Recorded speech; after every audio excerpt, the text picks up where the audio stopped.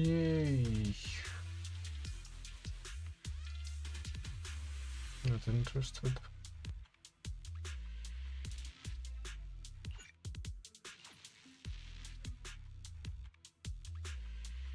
Not expensive. Sure.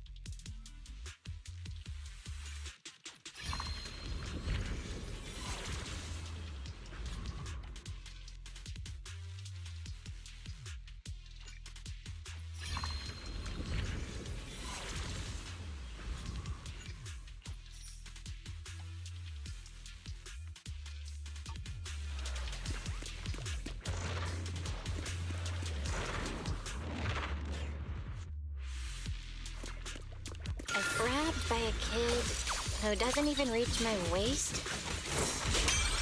That's as far as you go. Now, blue noise, be gone.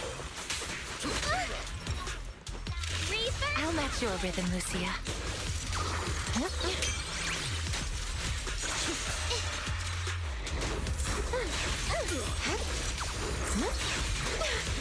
Sleep well.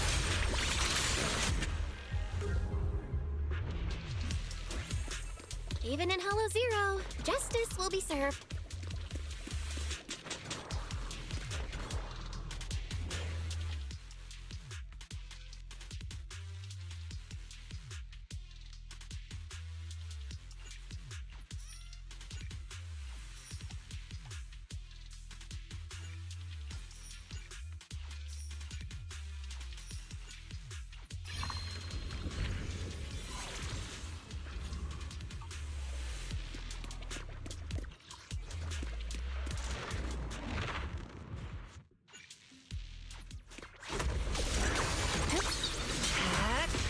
Here we go.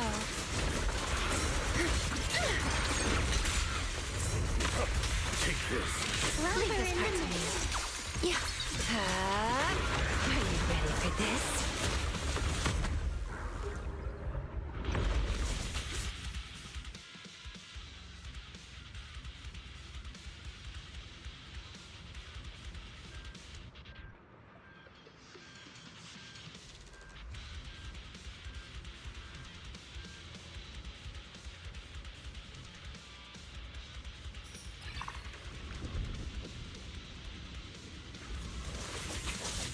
In position.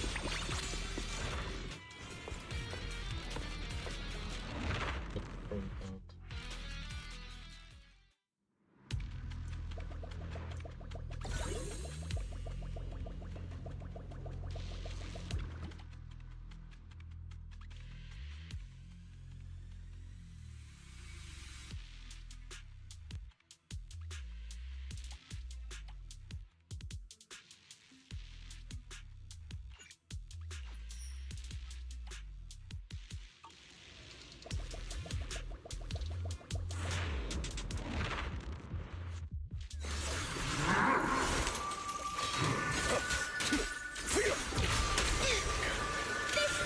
is far from over.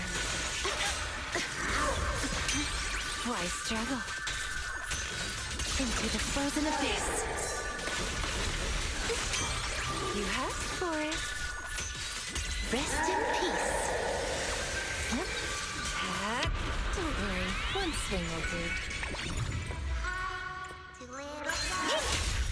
Bring on the fireworks! Drawn from countless legends, melodies, and dreams! A little reward. With this power,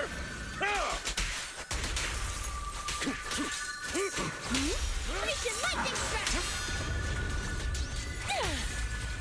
Are you ready?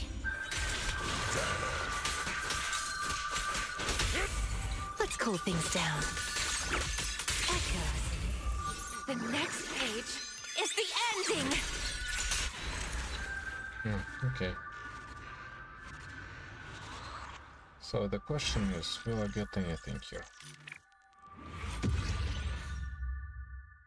I get nothing.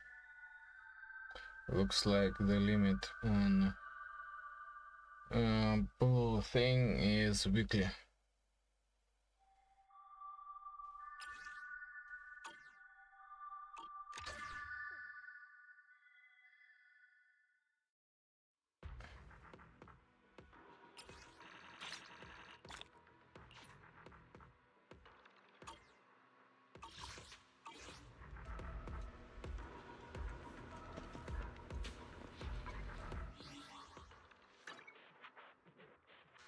Hey. Hey.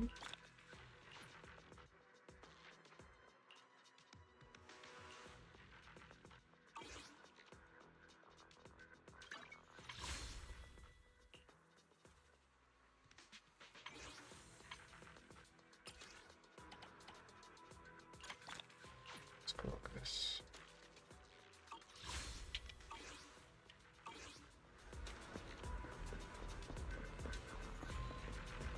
Deadly assault. 6 hours. Nice. Sacrifice bringer.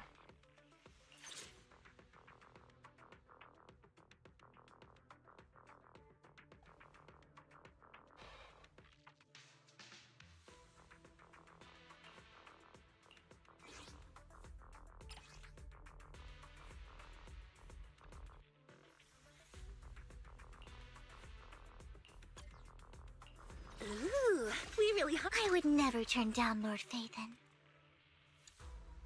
What I want instead is use a Where are we go? Good day, Lord Phaethon.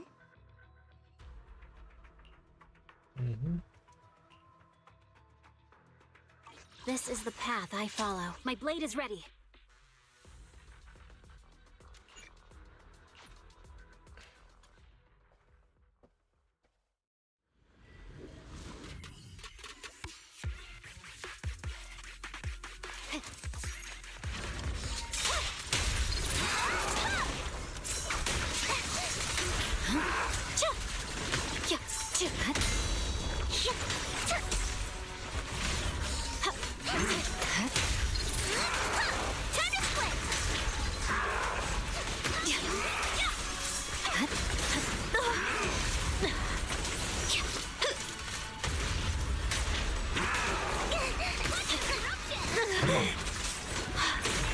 Time to split! My blade is already sheathed. Purging slash!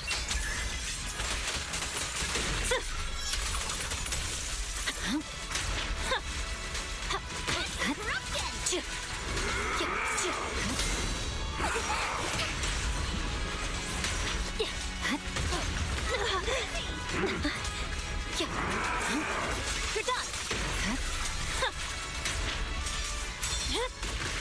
Weakling.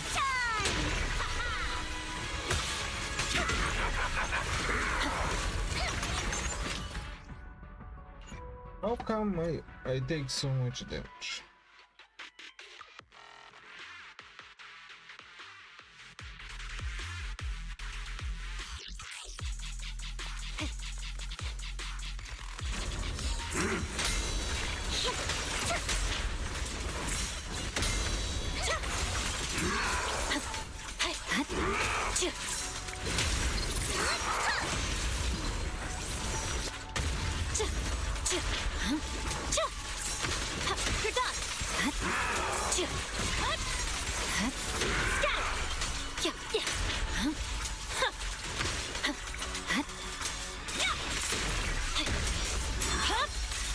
It's over.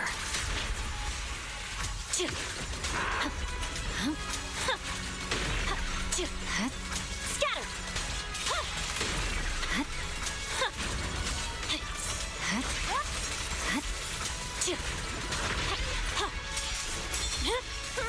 Weakling.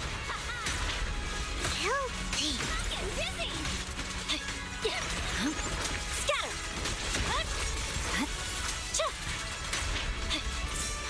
You're done! Creator, give me a blessing! Scatter! Time for a surprise. Go! The cold is silent. How dull. Shadowless blade.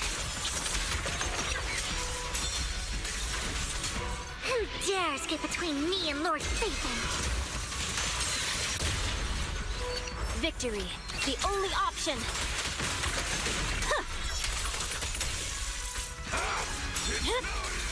My blade is already sheathed.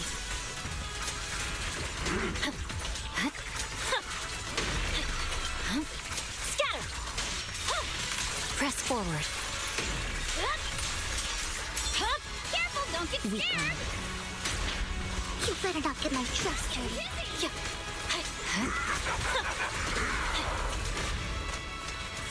Creator, give me a blessing! Scatter! Time for a surprise. Turn my way! Mighty creator! Come on, don't be nervous. Whoa! Get busy.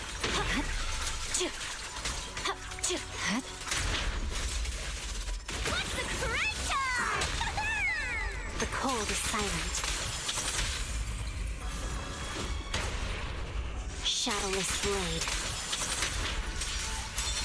Don't you know? Get my dress dirty and you'll pay. Purging slash. Yeah.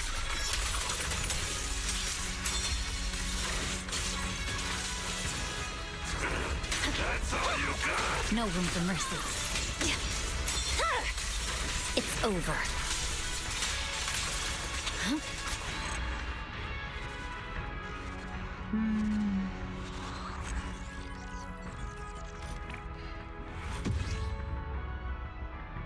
Okay, that's fine.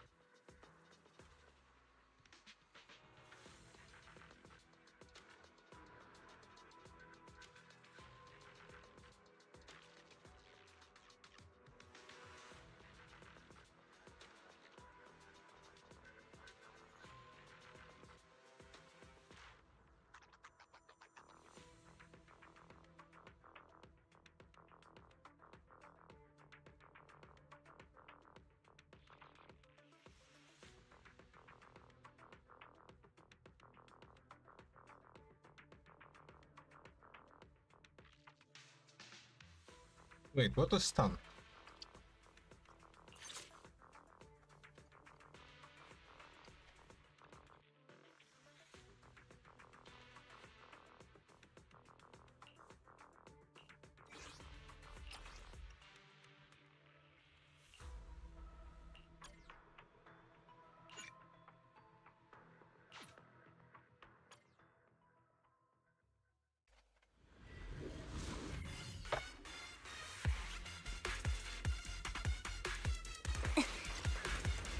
Savior's recalibrating.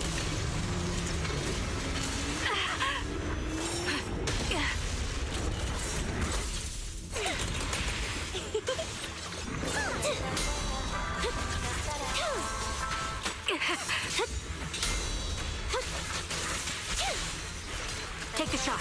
Ether vision activate.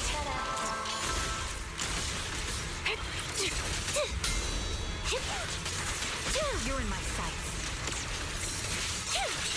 What you deserve.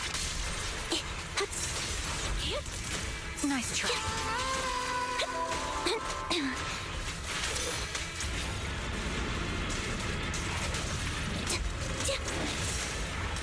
Adjusting for wind.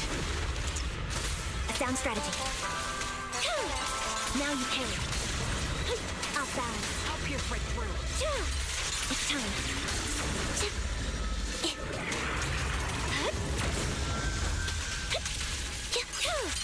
What you deserve. Ambi. Recalibrating.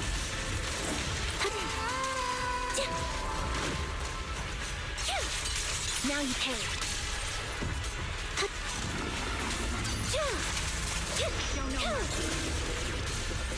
Suppressing fire. The melody of combat. Right on cue. Yeah.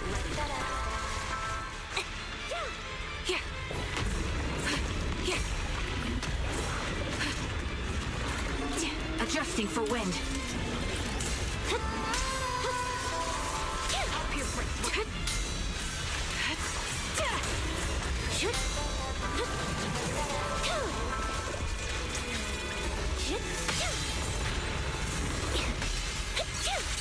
What you deserve. Show no mercy. Now you pay. My song is with you. Roger that. It's time.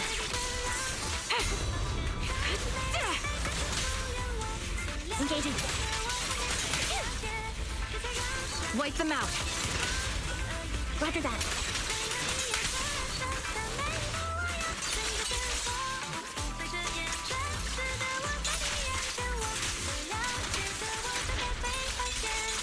Get ready.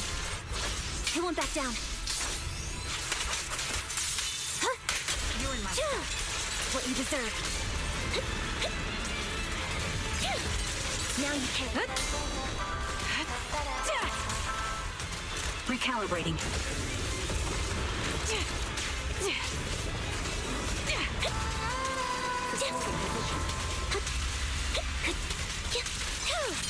What you deserve.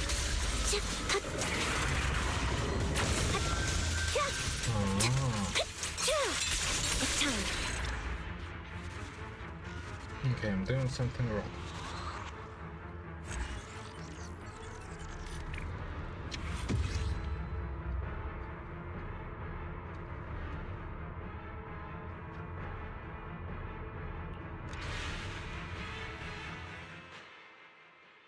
Because I couldn't do nothing.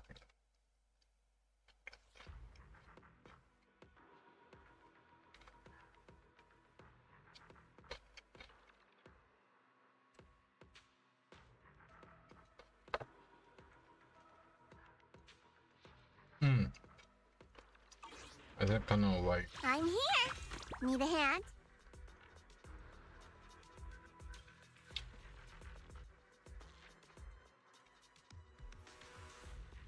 Maybe, just maybe. Standing by. No. The engine is correct here. Also here.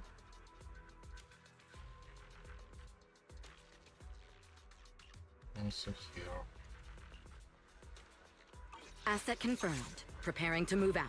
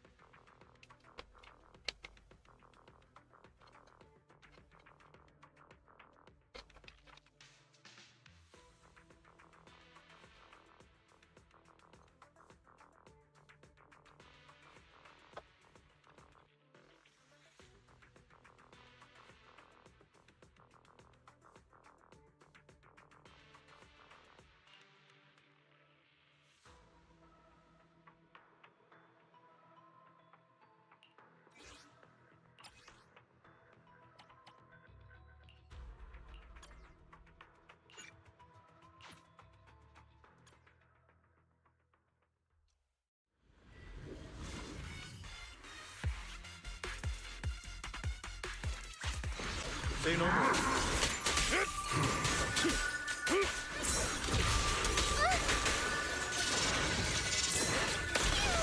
This stage is mine!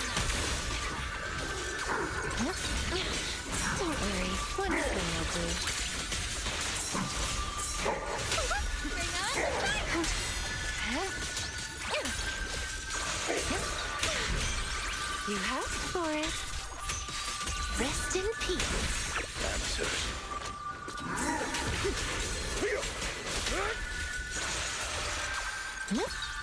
Are you ready for this? Why struggle? Now, into the frozen abyss.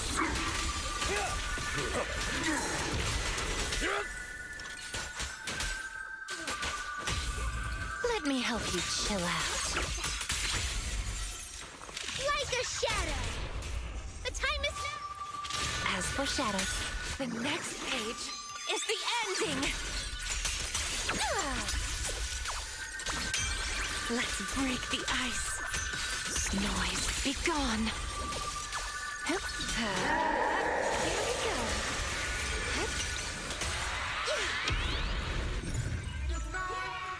Watch the... I'll bite your throat out.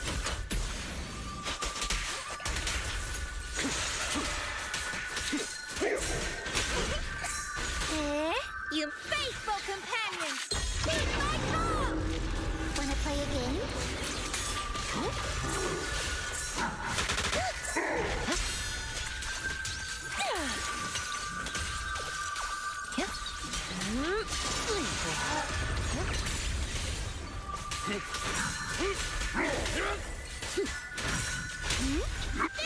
Explosive opening! How about I smash it? Echoes. Take this. Let me help you chill out. You will rest amidst the ice. Ice is cracking. Rest in peace.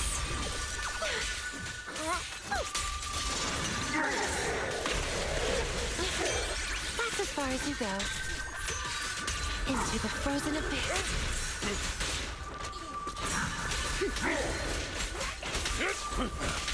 Amateurs. A little reward. Relax.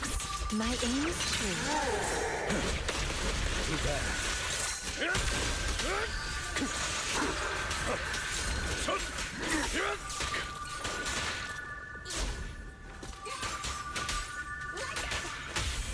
How about I smash it?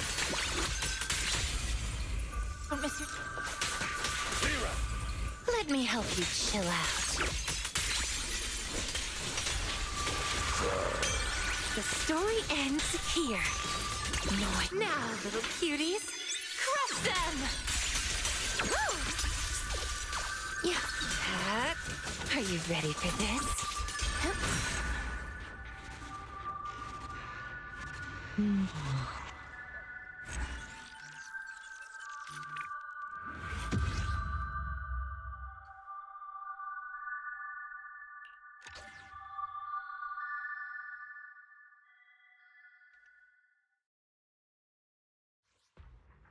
charged for. If you can scavenge it out of the trash, or in this case garden, it's not an expense. It's foraging, literally. But what we will be accounting for are ingredients that cannot be sourced from the island, as well as any weird inclusions, materials, machines, infrastructure, anything that really sells the experience of the meal. After all, you're not meant to eat at Hawthorne. Do not eat.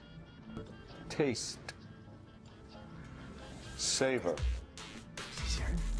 And savor we shall, even if he's not inclined to share what's inside. I'm sorry, but Chef Natalie reveals his recipes. We'll find out.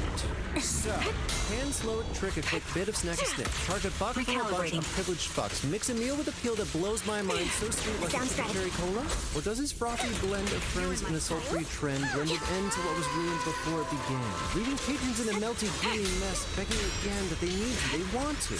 Please subscribe. That was so difficult to do. Oh my god. Let's find out! The movie begins like my favorite scene from Fooly Cooly. Never knows best. Margot, that's Margot, our little smoky bear, is chilling on the dock with her date Tyler. That's Tyler, looks like he's about to be shot and is searching for the hitman. Instead, he finds the love boat, and we get our first statistic. We learn that there will be 12 customers total, and the destination charges $12.50 a head. Woo! That's pricey. Like, really pricey. For context, Dominique Friend, consultant and food designer for the film, owns and operates one of the most expensive 3-star Michelin restaurants in the U.S., one which served as the inspiration for the Payne Forest Cafe. Her restaurant, Atelier Friend, charges $405 a head before service charges for reservations. Hell, the most expensive restaurant in the States, per se, is $6.80 a head. Still only half of this experience. Better be worth it. On the docks, the rest of the customers for the evening arrive, with Joe Biden over there seeming to recognize Margot. Elsewhere on the guest list is Lillian, that's Lillian, her familiar Ted, some tech bros, Bryce, Soren, and Dave.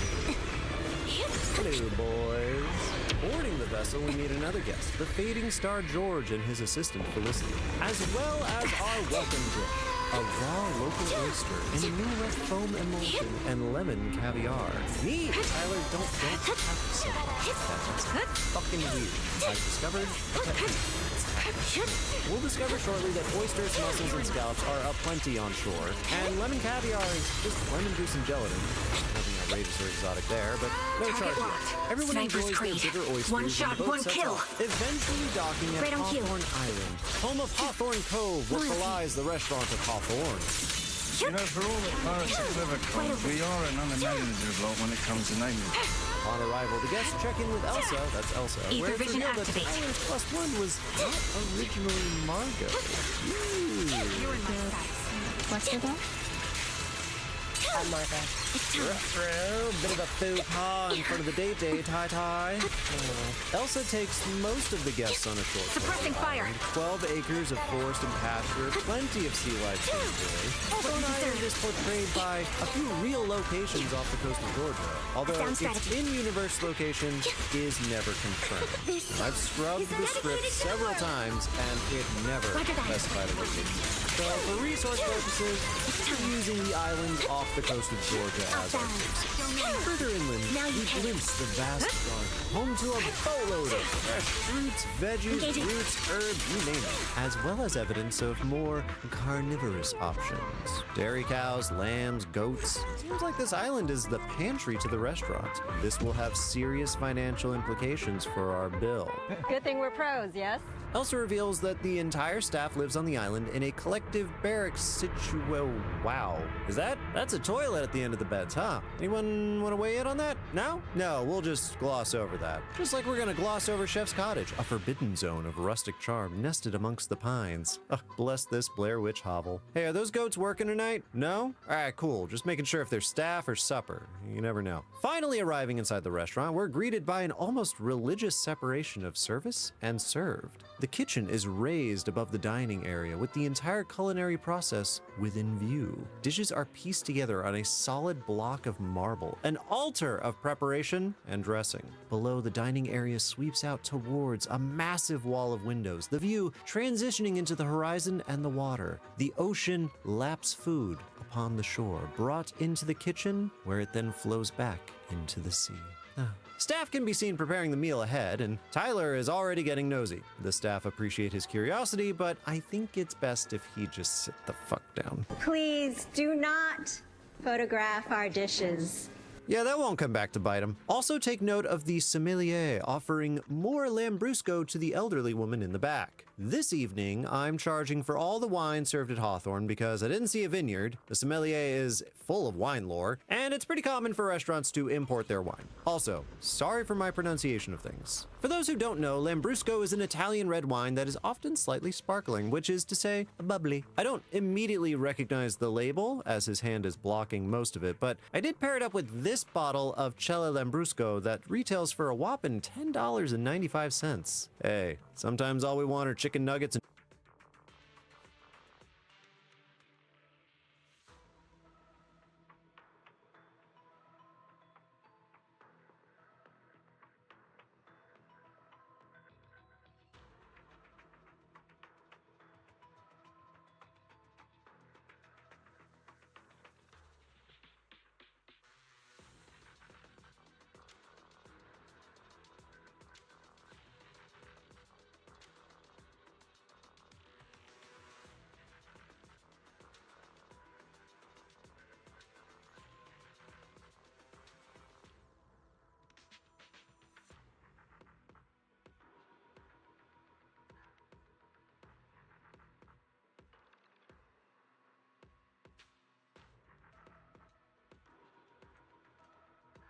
are not incentivized.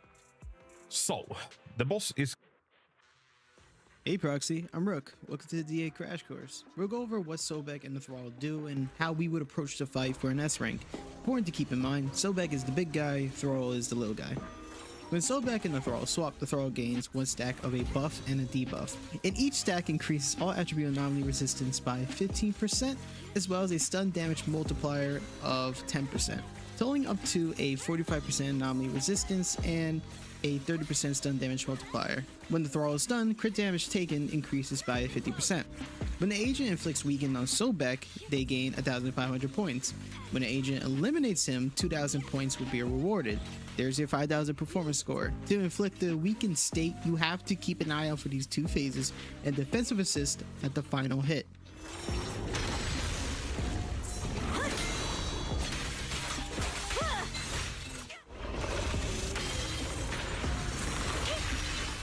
What I'm about to clarify is a major part of the fight, so it's important for you to learn this. Sobek will have his own health bar, and it cannot be stunned, nor does it accumulate any anomaly buildup.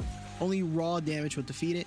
However, the damage it receives transfers to the overall health bar, so not only by eliminating Sobek you get your performance points, you also gain points for your damage score. Parrying gives decibels and energy recharge. Ult and EX as much as you can with your agents, preferably your DPS, because you won't enter the miasma phase without defeating Sobek for the first time. By the time you finish the phase, you will be refunded anyway.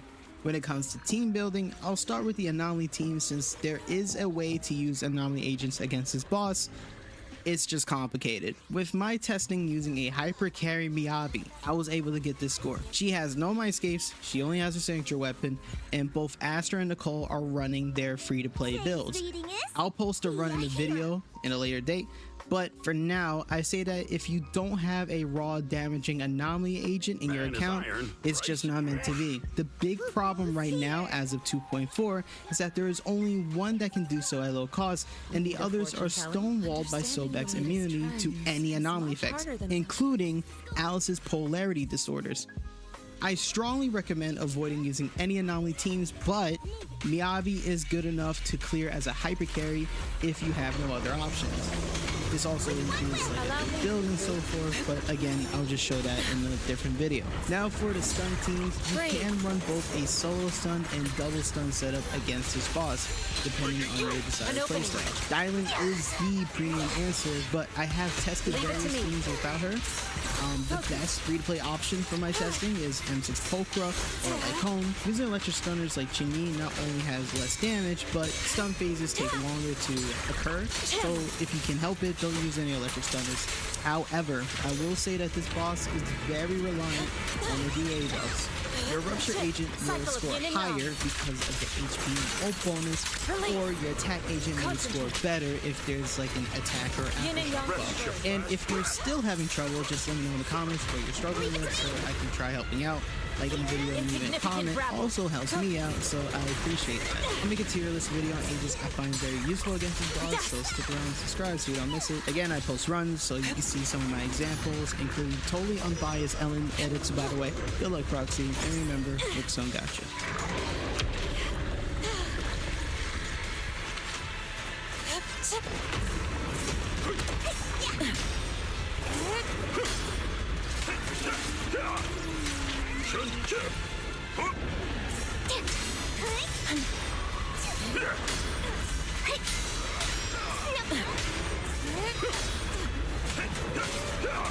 With one will.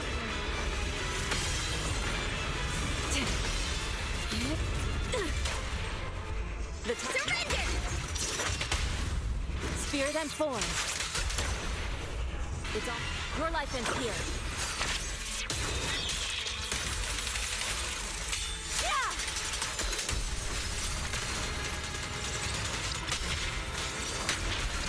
Obliterate form and spirit. Scatter. Don't get careless.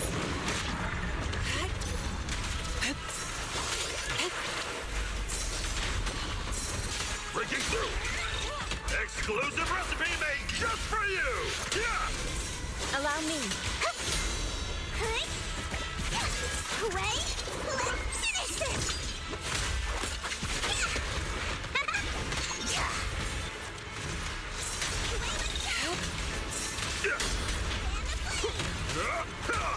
Last breath!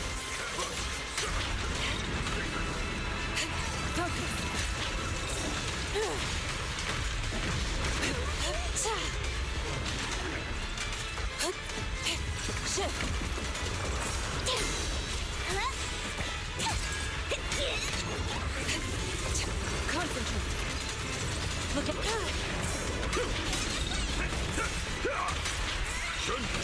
an opening.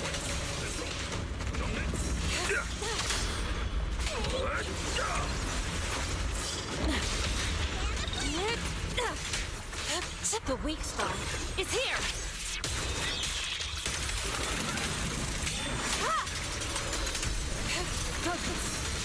Cycle of yin and yang.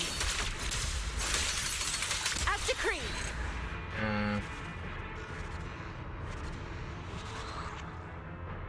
Buff. And if you're still having trouble, just let me know in the comments. But the best free-to-play option, Parity Disorders.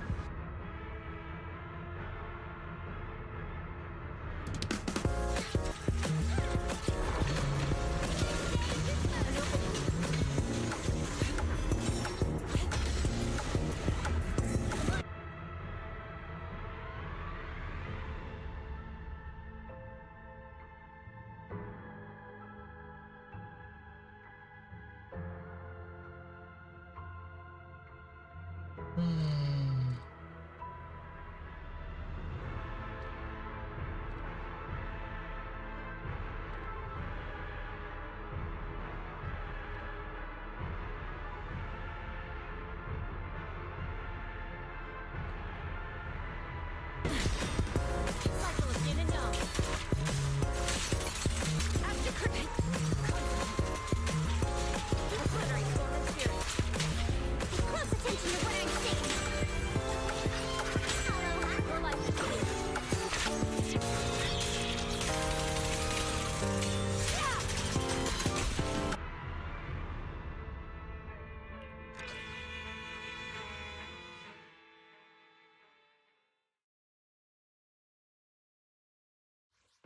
Okay, so considering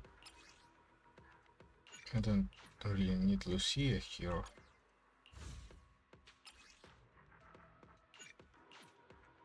Let's go for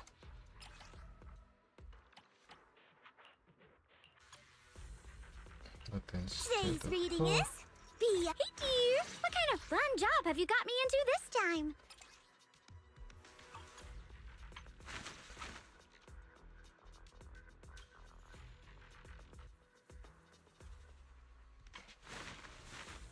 Well, to be fair, I have Hello? not, Rep 249, to ta-da! play Your for. top tier customer service rep is here.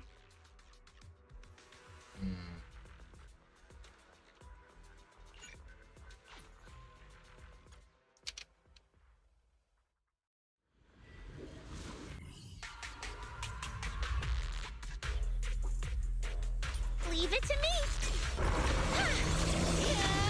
This stage is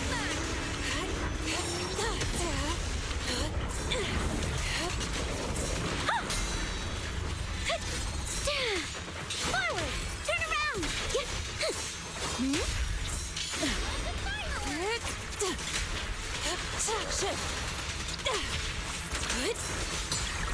Dust!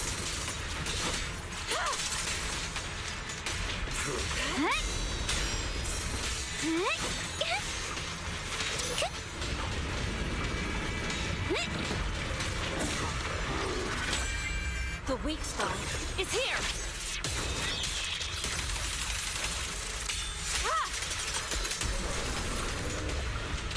Dial 1 for complaints. If you spot an ethereal, shout for help. Yeah! Allow me.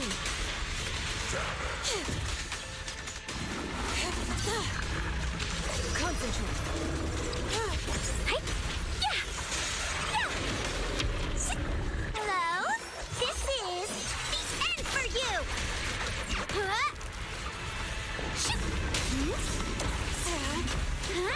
Easy peasy, right? Yep. Place your lightning strike!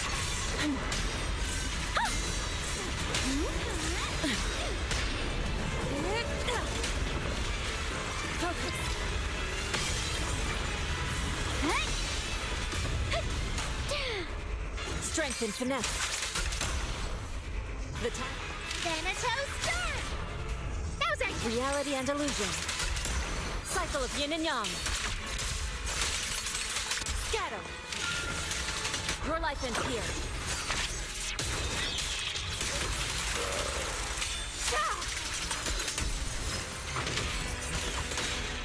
Oh, you're away! Evil shall return to dust.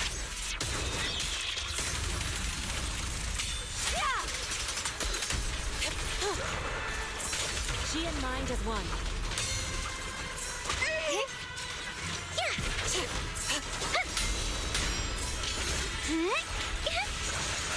Dial 1 for complaints. If you spot an ethereal, shout for help.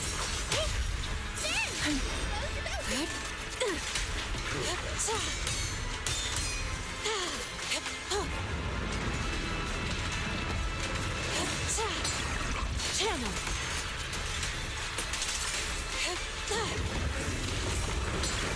Breathe.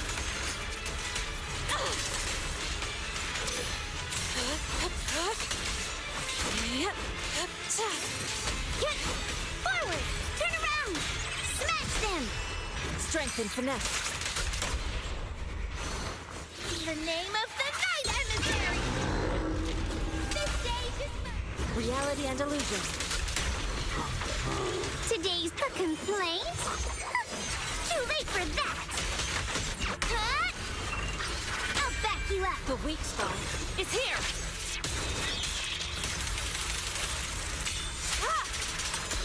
Your life ends here. Don't. Shift. Obliterate form and spirit. Release. Concentrate.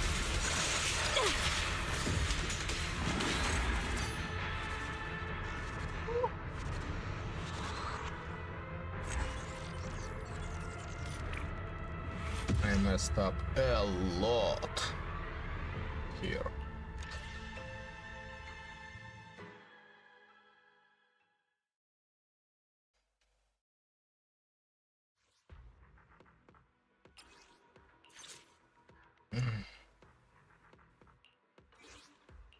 I'm here. Need a hand?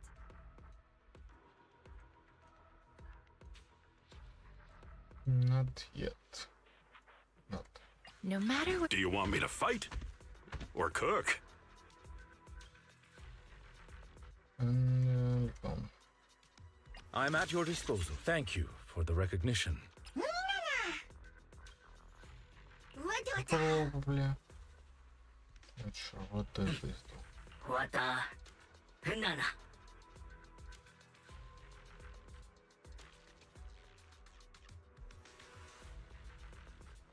This is okay. Oh, don't this.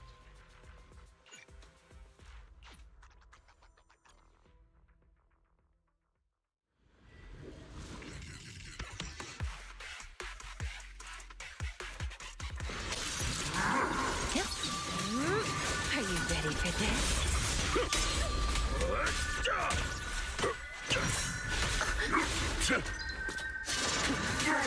Time. Why struggle?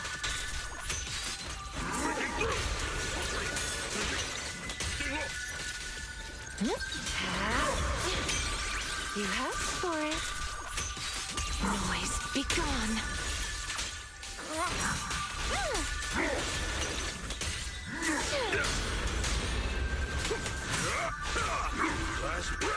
As foreshadowed. That's as far as you go.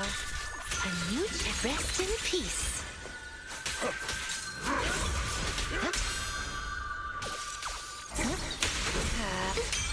Why struggle?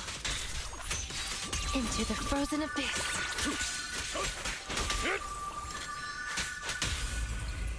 How about I smash it? Let me help you chill out.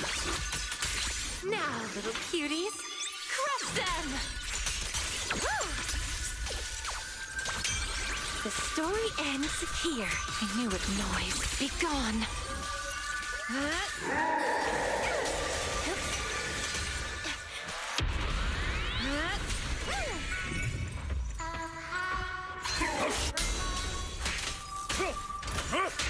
With this power, have a taste of the Yunhui Chef's unique technique! Breaking through!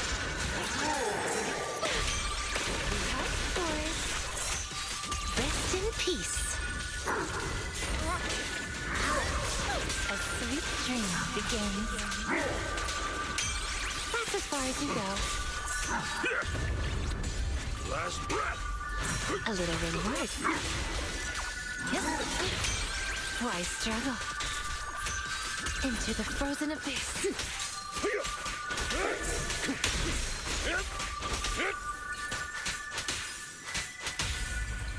Quickly now. How about I smash it?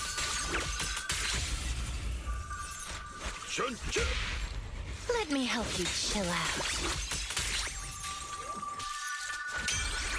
Ice is cracked. Noise, be gone. Huh?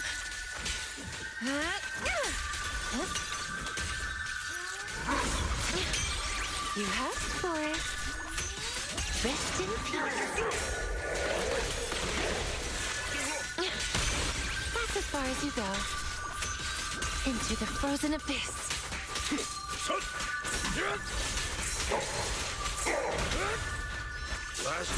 As foreshadowed. Welcome to my dream. The next page is the ending. Yeah. Let's see you handle this. Well, it is possible, so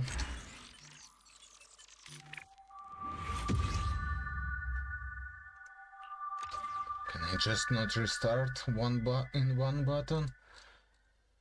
Come on.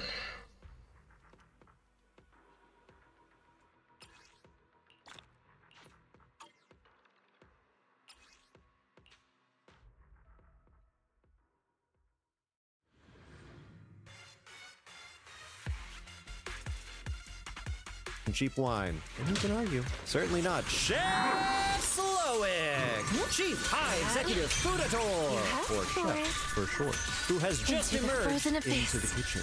Oh shit, he's looking this way. Don't be weird, don't be weird, don't be weird! Noise, be gone. Of the evening is the amuse-bouche, A which little translates to whatever tickles the chef's fancy today. In culinary tradition, the amuse-bouche is newer than Depeche Mode, having only been introduced in the mid-1980s. This mouth Why tickler struggle? consists of compressed and pickled Rest in cucumber melon, peace. milk snow, and charred lace. And no, they're not eating doilies. Charred lace is also known as tea, so named because it looks like a roof tile.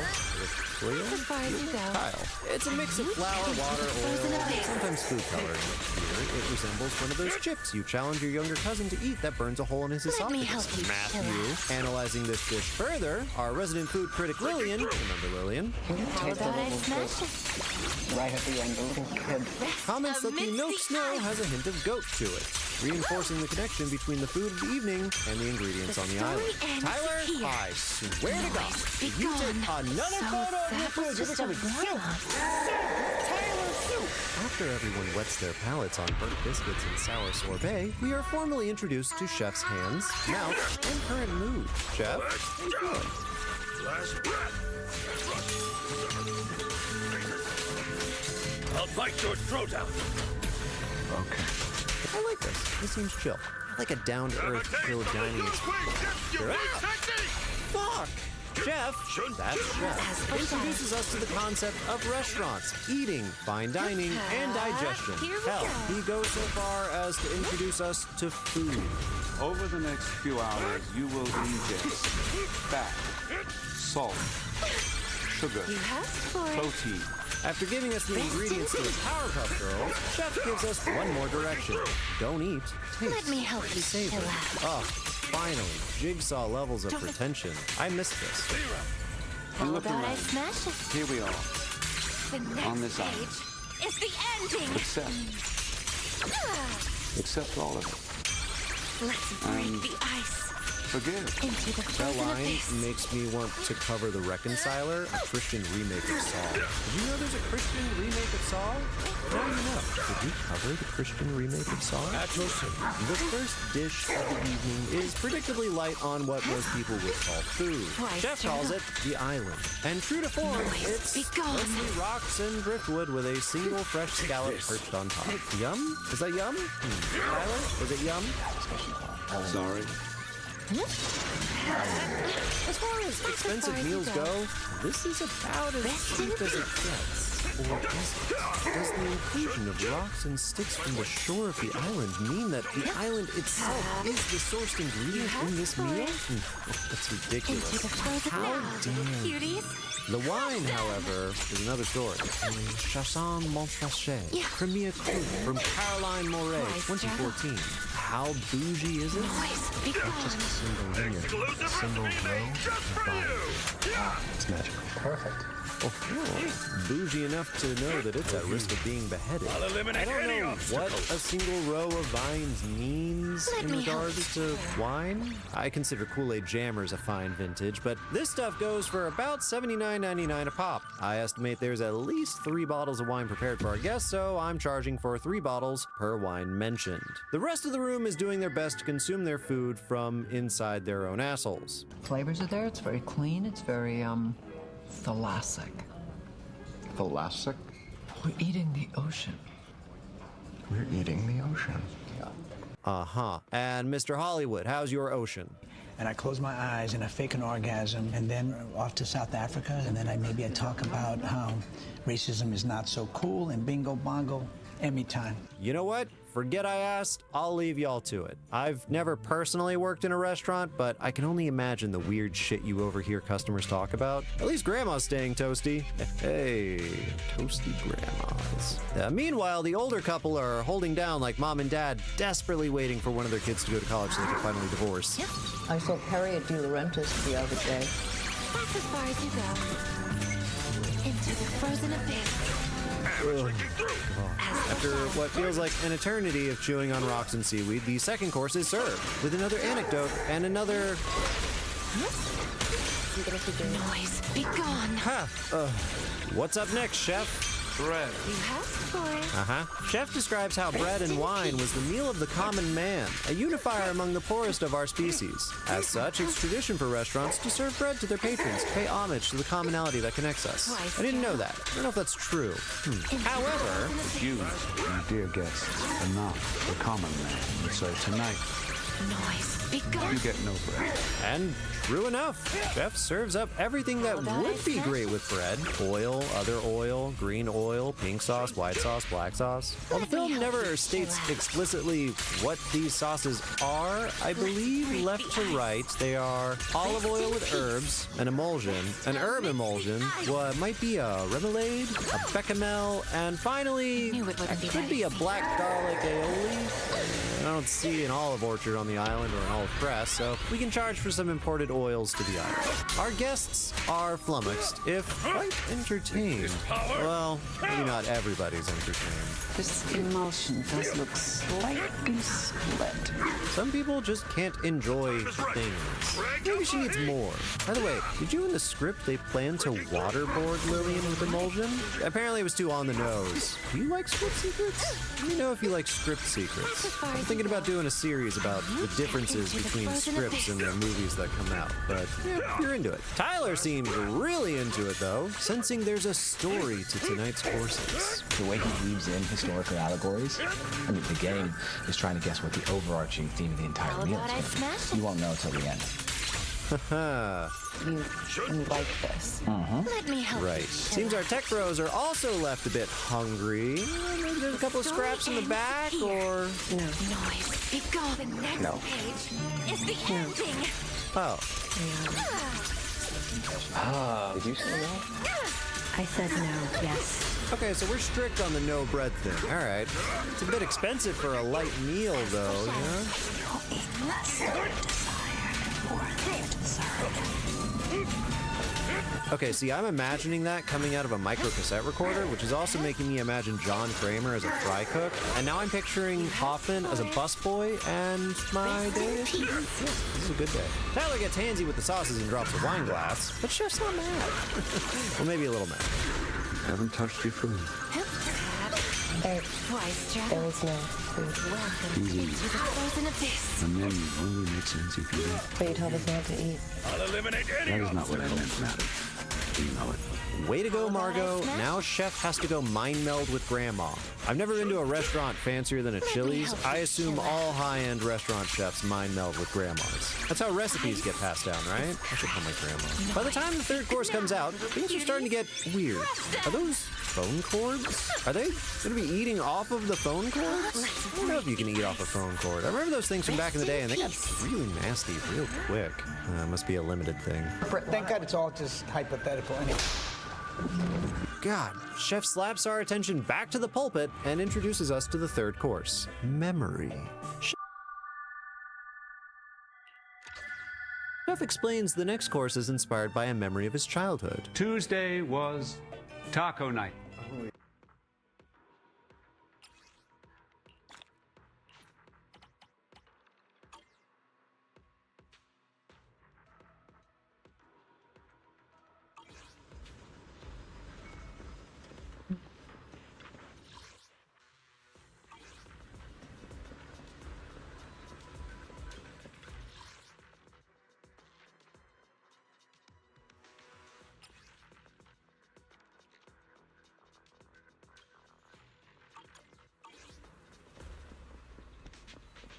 Wait, don't tell me I missed. I did the assault. Yeah. Taco Tuesday. Aw, man, I love Taco Tuesdays. Chef introduces us to his mom. Oh, hi, Mom. And goes on to describe how she would make some bitchin' tacos. Well, one Taco Tuesday, Chef's dad came home drunk and started strangling Chef's mom with a phone cord. To get him to stop, Chef stabbed him in the thigh with kitchen scissors. Well, I suppose I should have stabbed him in the throat that evening.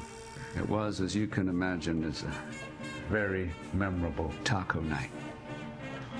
Aha. Well, Chef announces the dish is chicken thigh al pastor with red and green salsa and served alongside some very special laser engraved tortillas. Okay, now things are getting interesting. Chef is serving lasers. Can I help you, sir?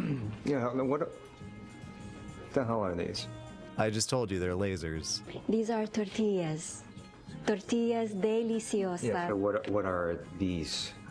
These are tortillas. My wife Annalise is telling me that tortilla is not the Spanish word for laser. My day is ruined.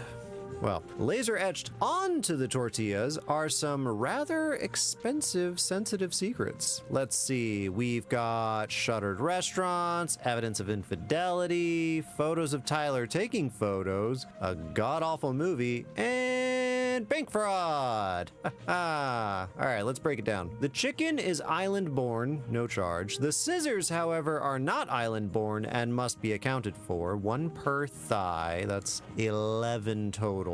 Odd number, but hey. Let's see what else. Tortillas could be from the island's resources. It's not hard to make flour, and these people seem like the type. The telephone cord plates are a choice. I can charge for the base plates as well as the cords. According to the script, the red and green shapes in the white dish are, drumroll, salsa. Hey, who would have thought? Now, that laser engraver is not kitchen standard. We should charge for that. I can't imagine Chef getting cheap on us, so let's go with a model that can really fine-tune the detail we see on those tortillas deliciosas. Speaking of, we need to discuss the invasion of one's privacy. Now, why are we discussing privacy invasion in a recipe for tacos? I'm sorry, but Chef never reveals his recipes. Well, booyah. Stolen info is in the menu, and your bank.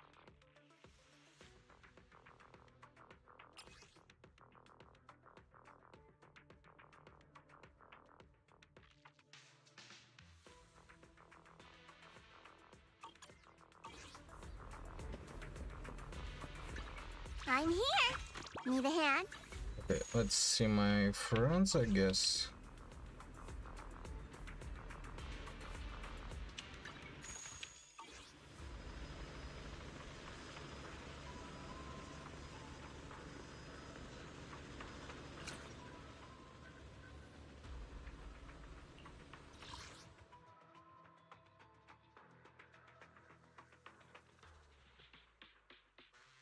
Five.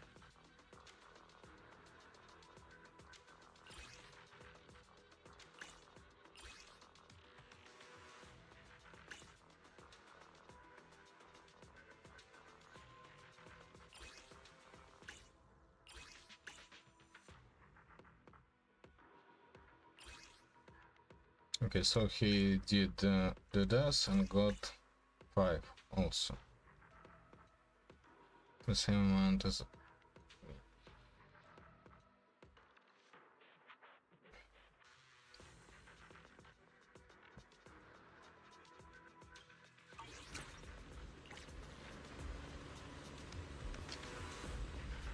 info is an ingredient in these tacos. You might recall how I spoke about how your data and information is always at risk in the Squid Game video. If you didn't see that, go check it out. We did really good research there. But to summarize, your data is always for sale somewhere. It's not a matter of whether it will become available, but when. The best part? It's pretty cheap, sorta. The easiest part here are the cameras snapping pics of our elderly future divorcees and Tyler. Stupid insta-douche Tyler. The script again offers insights where, upon seeing those invasive tortillas, Margot spots some security cameras on the ceiling. We don't look too hard for them in the film, the camera doesn't really pan up that often, but it's not unreasonable that there's cameras in the dining hall. Next, we need to discuss the Tech Bros bank account info. You'll be depressed to know that your bank account info is probably very cheap.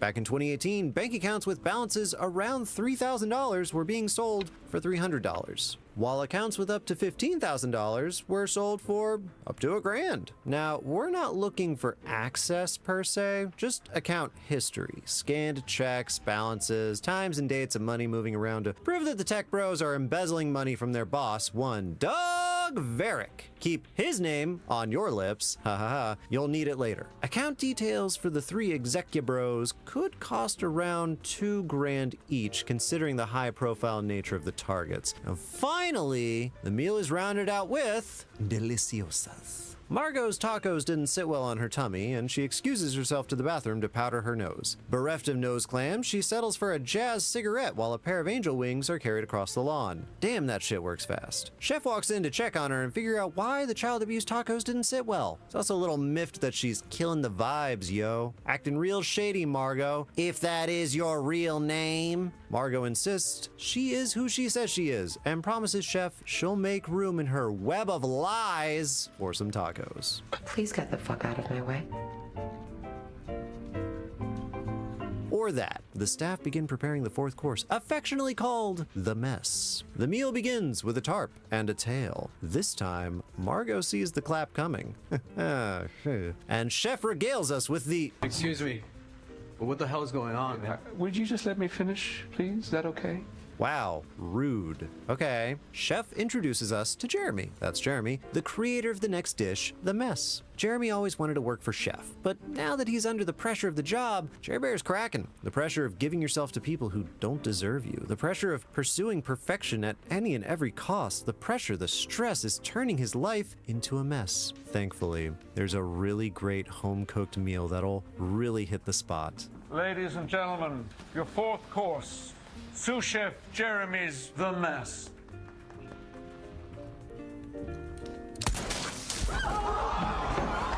The mess consists of a plastic tarp, a plastic curtain, a Smith & Wesson Model 6A6P, pressure-cooked veggies, roasted fillet, potato confit, beef juice, bone marrow, and to taste some Domaine Breton Cabernet Franc, we'll be charging for the tarp, the curtain, the gun, and the wine. Enjoy! That was a shock. I didn't see that coming.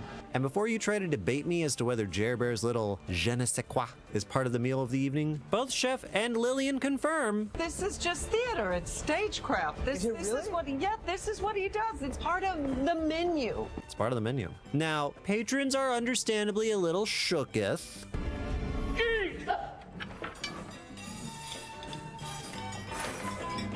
Except for Tyler, he seems pretty stoked. Oh, and the divorcees Richard and Ann, that's Richard and Ann, would like to leave. Rude. You can't just get up and leave in the middle of a meal. It really messes with the feng shui. They chopped his finger off. Oh boy. Is that also part of the meal? Oh, they took his ring finger. Well, that's one way to finalize the divorce. Chef calls over Margot for a stand-and speak, where it's revealed that Margot is spoiling the pot. This menu, this guest list, this entire evening has been painstakingly planned, and you are not a part of that plan.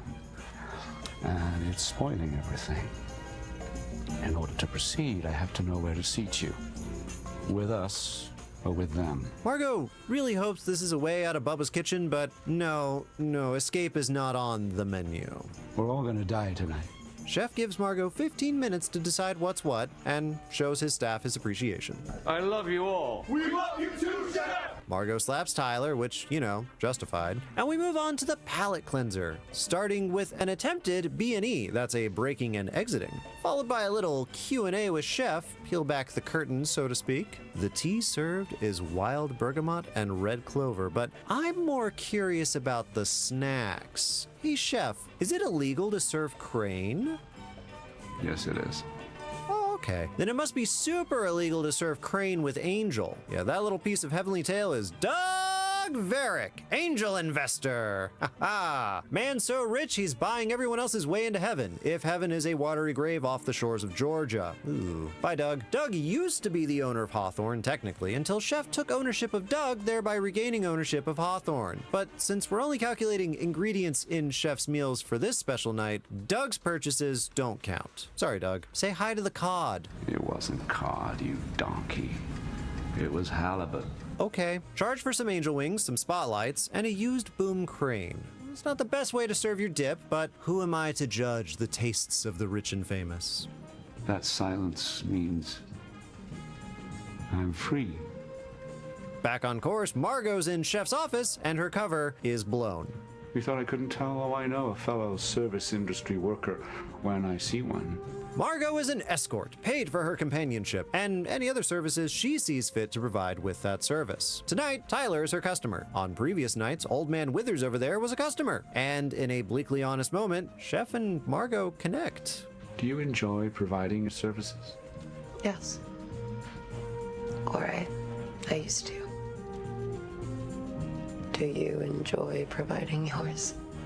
Oh, I used to, but The script is full of hints that there's a link between Chef and Margot, not in the sense of a familial or past relationship, but just one of shared burnout in parallel industries, a career that demands passion for a price. And I get it. Chef leads Margot and the rest of the guests outside for some fresh air, and the sixth course of the evening, Man's Folly. Catherine, that's Catherine, one of Chef's sous chefs, shares a story about how a few years ago, Chef came on to her. She turned him down, he tried again, she turned him down again, but he didn't fire her. He just ghosted her, keeping her employed, a tactic all too common in high-stress work environments, as well as reflecting on Chef's internalizations of his own abusive father's habits. She stabs him in the thigh with a pair of scissors, charged for that moment of coming full circle, and Chef explains the rest of the meal. Playing on the classic trope of, I'll go get help, Chef permits all the male guests to try to escape the island. Good luck. The female guests are led back inside to be served Dungeness crab, umeboshi, yogurt whey, dried sea lettuce, and kelp. No wine is specified. Now this may be a surprise to you, but Dungeness crab is not native to the shores of Georgia, and as such, will need to be imported. Likewise, umeboshi is not Georgia standard. Umeboshi are pickled Japanese plums. Again, sorry for the pronunciation. It's the emoji for me.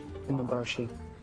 Umeboshi. Umeboshi. And they take years to ferment. While it's possible that Chef had been planning this event and meal for years, it's more likely they imported the umeboshi much like the crab, thus making the ingredients non-island based. Thankfully, it's not too expensive, about $35 per pound. All the men are found, eventually, with Ted, you remember Ted, being the last, having hid in the chicken coop. As a reward, Ted gets to enjoy a Passard egg, creme fraiche, maple syrup, which we can charge for here. Oh, and Margot admits her name is actually Erin. Guess if we're all gonna dine and die, we might as well be honest with each other. But there's a twist, a turn. Ooh. Tyler, sweet, delicious, insta-gracious Tyler, is called up by Chef, forced to admit that he knew all the guests would die. For 8 months he knew and assisted in this plot. And so, lacking a girlfriend because she broke up with him for some reason, can't imagine why, Tyler hired Margot, knowing she would die in her place. Margot takes it well, and Chef invites Tyler to put his foodie expertise to work. Chef adorns Tyler in a coat, even adds his name, and invites him to prepare a meal. Tyler, it turns out, is not a very good cook.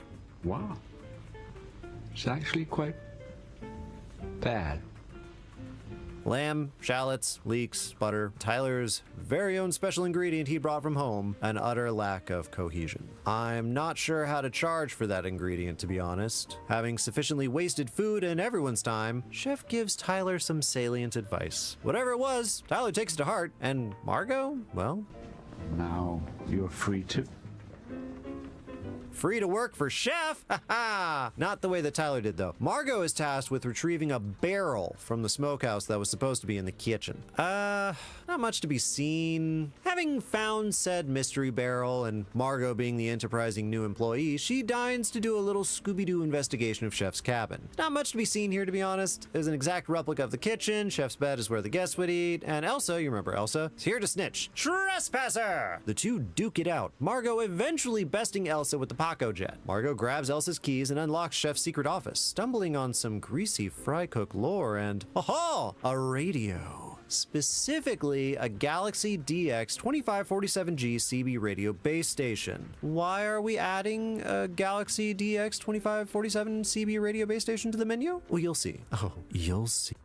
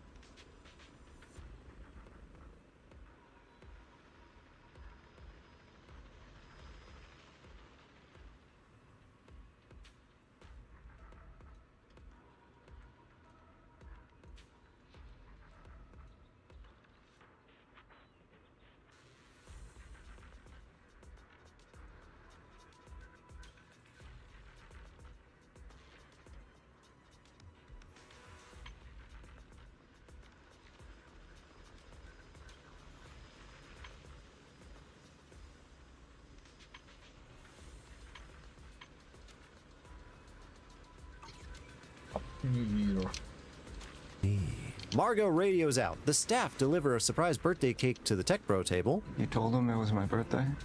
Seemed funny about 3 hours ago.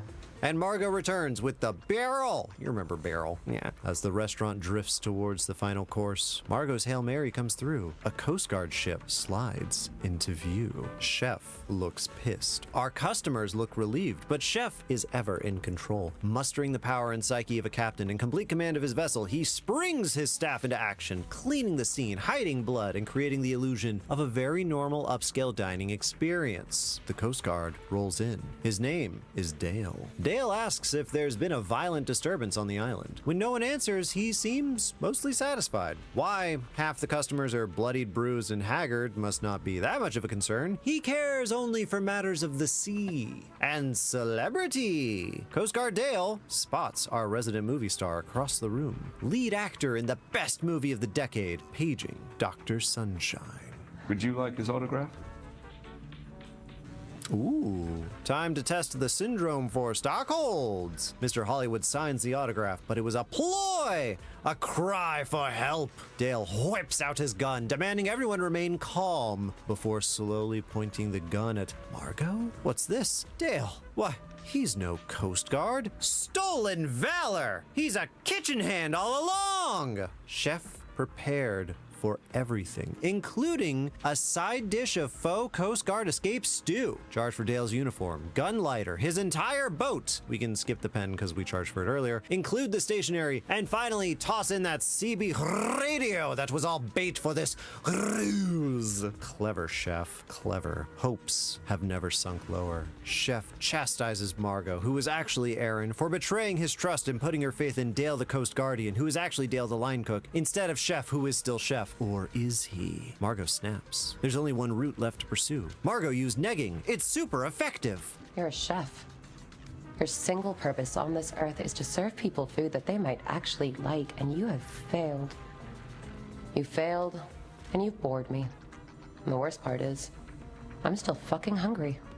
Aaron, challenges Chef to the ultimate challenge. Make some actual fucking food. And make he does. She orders a cheeseburger, a cheap, greasy American cheeseburger. And cheeseburger he makes, and cheeseburger she eats. It is, in fact, damn good. Chefs gather like angels to witness the creation. Fuck, now I'm hungry again. Ugh, and they just closed this burger place near us that we were really starting to dig. Not that I eat like a lot of red meat, but they had really good turkey burgers, so now I'm back looking for one of those again. God damn it. And yet another twist, however. Margot can't finish her burger and asks for the rest to go, to which Chef obliges, because she finally got it. She found his core memory, a piece of food made with love, not obsession, with truth, not deconstruction. She pays her bill, leaves the change, and takes her food to go. Thank you for dining at Hawthorne. Looking back just once more, the rest of the customers cannot stop her. She doesn't belong with them. They are takers, and Margot has given up enough. But we're not done here. There's still the final course, dessert. And what has Chef chosen? In just a few hours, you'll be sitting around a campfire with Andy making delicious hot schmoes.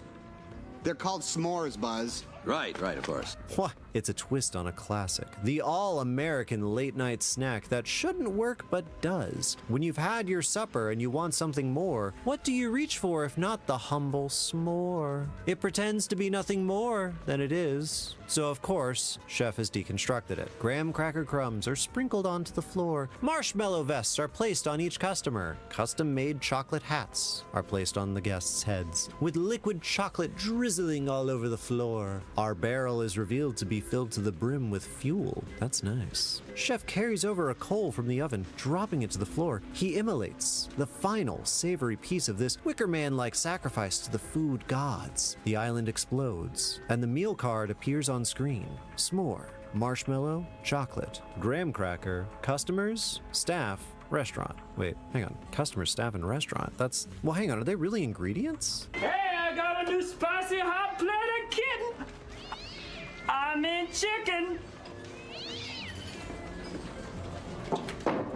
I mean, cranes, yes, angel wings, sure, Passard eggs and Tyler's bullshit and rocks and sticks, but customer, staff, and restaurant? Huh. Okay, well, let's start with the restaurant. While Chef wasn't the original owner of the restaurant, his ownership of Varric does throw a wrench into this calculation. As such, I'm inclined to include the cost of the building at the very least, since it is listed as an ingredient. And since there's no longer an angel investor to cover the bill, it's up to Chef to pick up the tab. So for a high-end modern structure such as this, its construction being on a semi-remote private island, I've estimated the price of the restaurant at approximately $3.3 million, just based on the building, the expense of shipping and construction on a small island, the inclusion of gas, water, and other utilities. I know we don't normally charge for utilities, but it's part of construction. It's a building. It's a building. It's the whole building. Now, about the rest of those ingredients. Are people really ingredients? Well, I suppose there's precedent. After all, Chef did tell us earlier. Think of yourselves as ingredients in a degustation concept. Now, for those of us who aren't regularly visiting high-end fancy restaurants like TGI Fridays, a degustation is a tasting of Chef's favorite dishes. And if the humans involved are indeed ingredients in a degustation, and they're definitely ingredients in the s'mores, well, they must be accounted for. But how could we possibly put a dollar on something so precious as a human life? Where do you even begin? Well, I have good news. We don't have to, because the US government already has. In fact, they update it every year. The value of life is an economic value used to quantify the benefit of avoiding a fatality. This number can shift depending on who's calculating it, obviously, but the most solid metric I've found comes from the United States Department of Transportation. Now, according to the departmental guidance on valuation of a statistical life in economic analysis, as released by the US Department of Transportation, the value of an American life is updated annually. At the time of the menu, approximately 2022, the value of life was established at $12.5 million. That is the sum value of an entire life, both past and potential future. Now, let's do a quick head count. Excluding Margot, there are 10 customers' bodies in that restaurant, as well as the 24 staff, including Chef. We can also include Varric as well, since he's part of the whole experience. That results in $125 million for the guests, $312 million for the rest of the attendees, and yeah, that's the menu. Margot's munching on a working-class burger while the wealthy of the world burn up in a whirlwind. But we're not done here. Before our final course, there is the matter of the bill. Yes, indeed. Now that Chef's vision has been completed, can he take stock of his resources and pull this dish out of the oven before it burns? Or are his pockets empty, like his to-go boxes, never to go again? Let's find out. In total, Chef Slowik's ingredients cost approximately $441,306.92 in 2022. Adjusting for inflation, that's approximately $486,799,361.53 in 2025. 10% inflation in 3 years. Can't imagine anything that's causing that. Chef's cheapest meal that he spent money on was the breadless bread plate, requiring only base ingredients of oils to be imported and doled out in very tiny amounts. You may be asking yourself, why wasn't it the island? Well, that's because the wine for the island was hella expensive, and that is included in the meal. Chef's most expensive meal was, s'mores. Marshmallow, chocolate, graham cracker, customer, staff, restaurant, and what was that last one? Oh yeah, love. We always cook with love, don't we?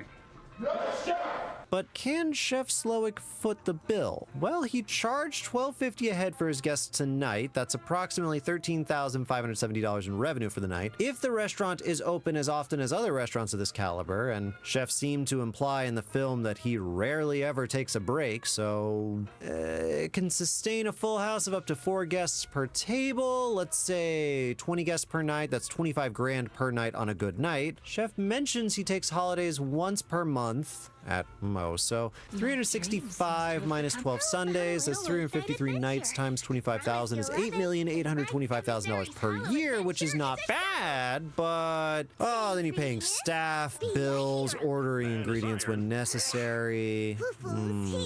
Yeah, no, Chef Slowik cannot foot the bill. At least not for this. Sorry, Chef. At least you're loved. I love you all. I want to give a huge thank you to my wife Annalise for editing this video and all of our videos. We've been hard at work churning these out for you, and I also want to thank everybody who's become a YouTube member or a Patreon member. Your support means we can run this mom and pop shop almost full time. Extra special shout out to members of the Feet tier. No feet pics with that tier yet, but you do get to hear me shout out your internet name for all to hear. Next up, we'll be working on The Game with Michael Douglas, and we're heading back to Saw for the final Saw video game. Good God. And we'll be tackling new franchises. Also, Thankmas to look forward to this winter. Any thoughts on what you'd like to see us do? Let me know. As always, you make this dream come true. Thank you so much, everyone. And remember, you're here to make stuff. You're here to watch.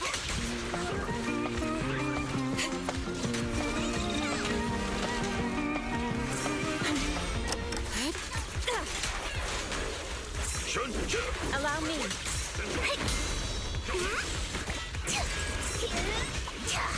Wait, let's finish this!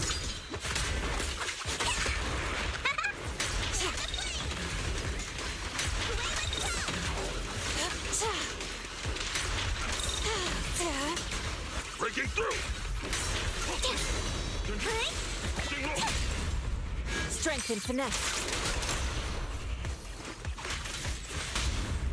Reality and illusion. Your life ends here.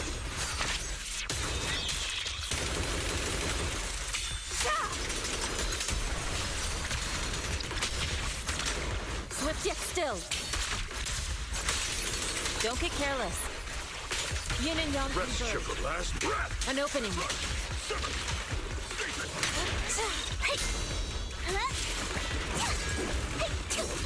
Leave it to me. Breathe.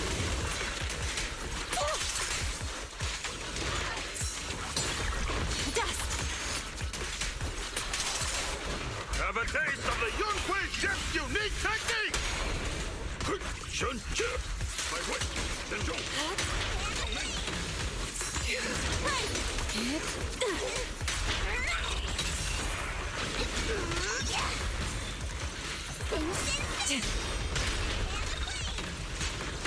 Breaking through! Strength and finesse. Leave it to me! Reality and illusion. Obliterate form and spirit. Get the weak spot. It's here!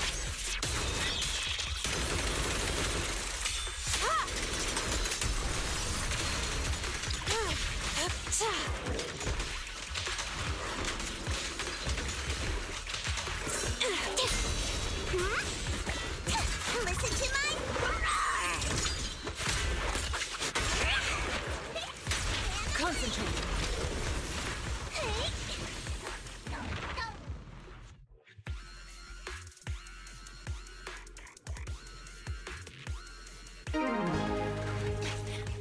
In the immortal words of Jerry Seinfeld, what's the deal with Sonic games? Seriously though, I've talked about this before in my Sonic Heroes video, but it really shows the power of a great brand that Sega can keep releasing turd after turd, yet gamers are still interested in upcoming Sonic games. A lesser character would have never survived this many fatally bad products, and I have to wonder if Nintendo is pissed off. Like, we've spent almost 40 years releasing great games with our characters, and you guys are still paying attention to this ridiculous hedgehog? You can't keep getting away with it! Yes, we are, because every now and then the stars align and they release something that's truly B+? In fact, right around the time the Big Red Button was developing what would become the universally panned Sonic 2 Rise of Lyric, Sonic Team themselves were working on something completely different. It was a game called Sonic Runners for iOS and Android.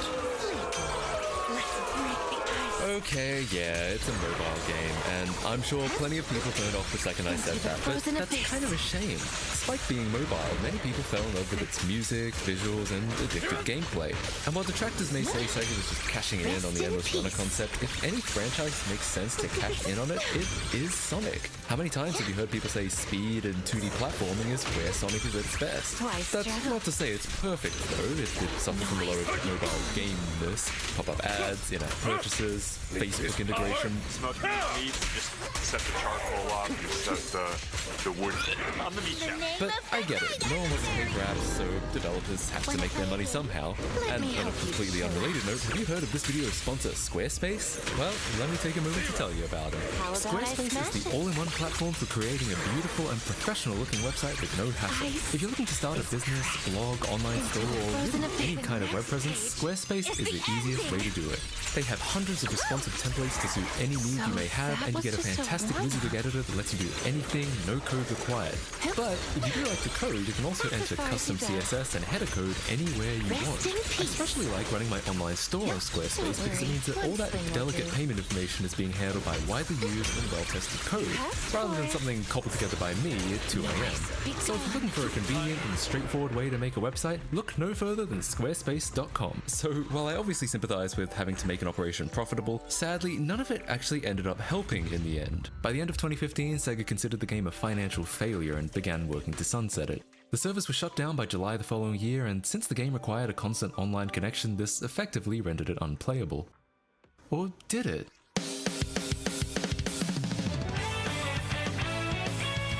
Thanks to a team of dedicated fans who reverse engineered, re-implemented, and open sourced the server, the game is now playable once again with just some basic binary hacking to point the game to a custom server rather than Sega's. With control over the server, the community could now not only keep the game running, but also provide some long overdue new content, since things like custom stages, characters, and events are all pulled from the server. Truly an impressive display of the community banding together to keep something they love alive. Unfortunately, it didn't take them long to realize that this wouldn't work forever. In order to really maintain the game long term, the community would need to be able to update the client as well. And barring some kind of catastrophic leak from Sega, this would probably have to be through some kind of reverse engineering.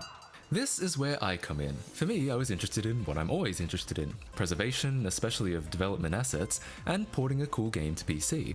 I also recognized that compared to most decomp projects, this one would be fairly straightforward. See, the majority of games, in fact software in general, is distributed as machine code, that is, either written or more commonly compiled to native instructions for your CPU. This is obviously the fastest way to run code on a computer, but it's also the most rigid and inflexible. For one, it's not portable. You can't just run machine code for one processor on another, at least without the intervention of an emulator to translate every single instruction. For another, machine code is much lower level than languages like C or C++, and the assembly generated often doesn't closely resemble the code that it was compiled from. Many people will say it's literally impossible to derive C or C++ source code from a compiled executable.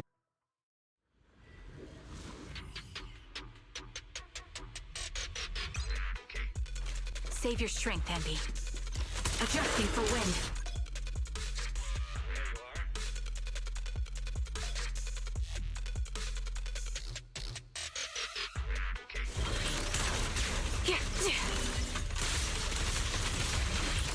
Right on cue. Gotcha covered. I'll pierce right through.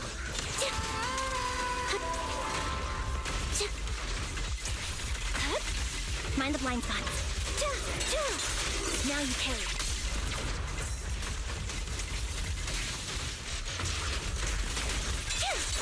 It's time.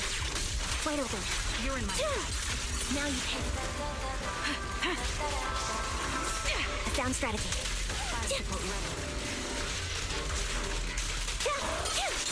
It's time.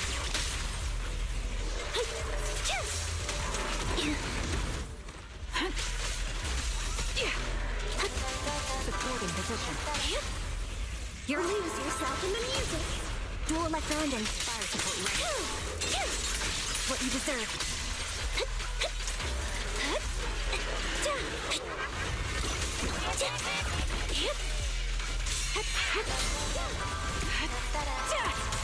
This bullet will reach its mark. Right on cue. Support. It won't back down. Time to pin him down. It's time. Take the shot. I'm on it. My song is with you. Roger that.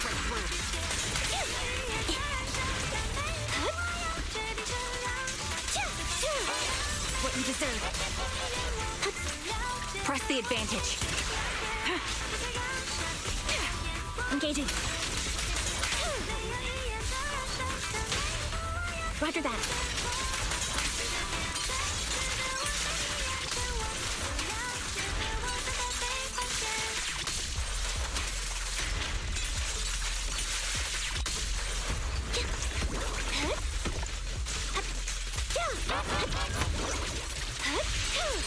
Now you can.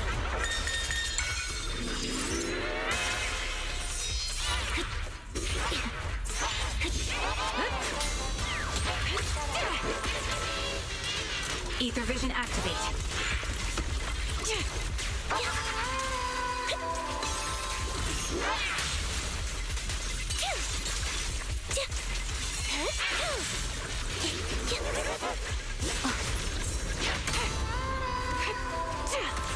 The melody of combat. A sound strategy. Fire support ready.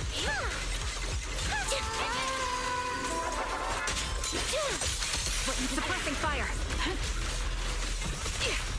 Engaging. Time to pin them down. Roger that.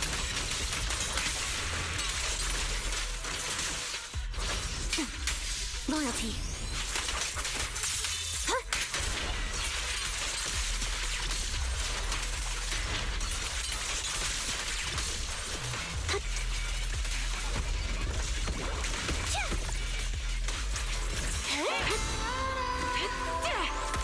Sniper's Creed. One shot, one kill. Right on cue. Time to pin them down. It's time.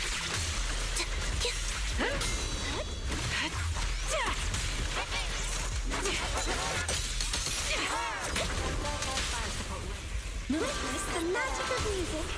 Sustaining fire. In the head.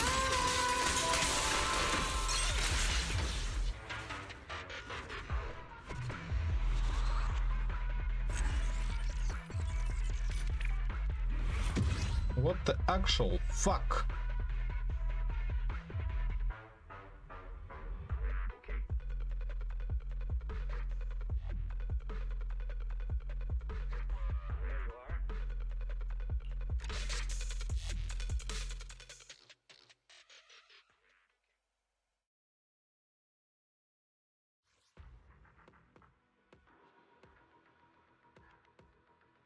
But I can't even restart easily.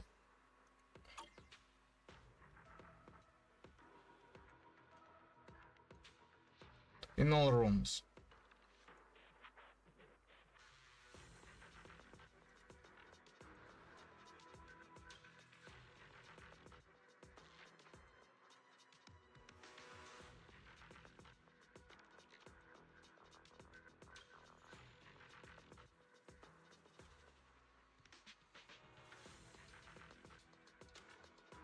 Take a moment to tell you about him. So, while I obviously sympathize with having to make an operation profitable, sadly, none of it actually ended up helping in the end. By the end of 2015, Sega considered the game a financial failure and began working to sunset it. The servers were shut down by July the following year, and since the game required a constant online connection, this effectively rendered it unplayable. Or did it?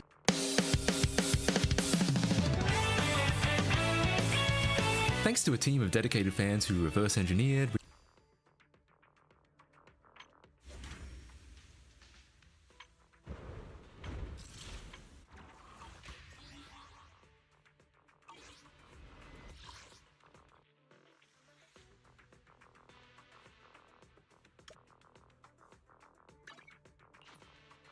re-implemented and open-sourced the server, the game is now playable once again with just some basic binary hacking to point the game to a custom server rather than Sega's. With control over the server, the community could now not only keep the game running, but also provide some long overdue new content, since things like custom stages, characters, and events were all pulled from the server. Truly an impressive display of the community banding together to keep something they love alive. Unfortunately, it didn't take them long to realize that this wouldn't work forever. In order to really maintain the game long term, the community would need to be able to update the client as well.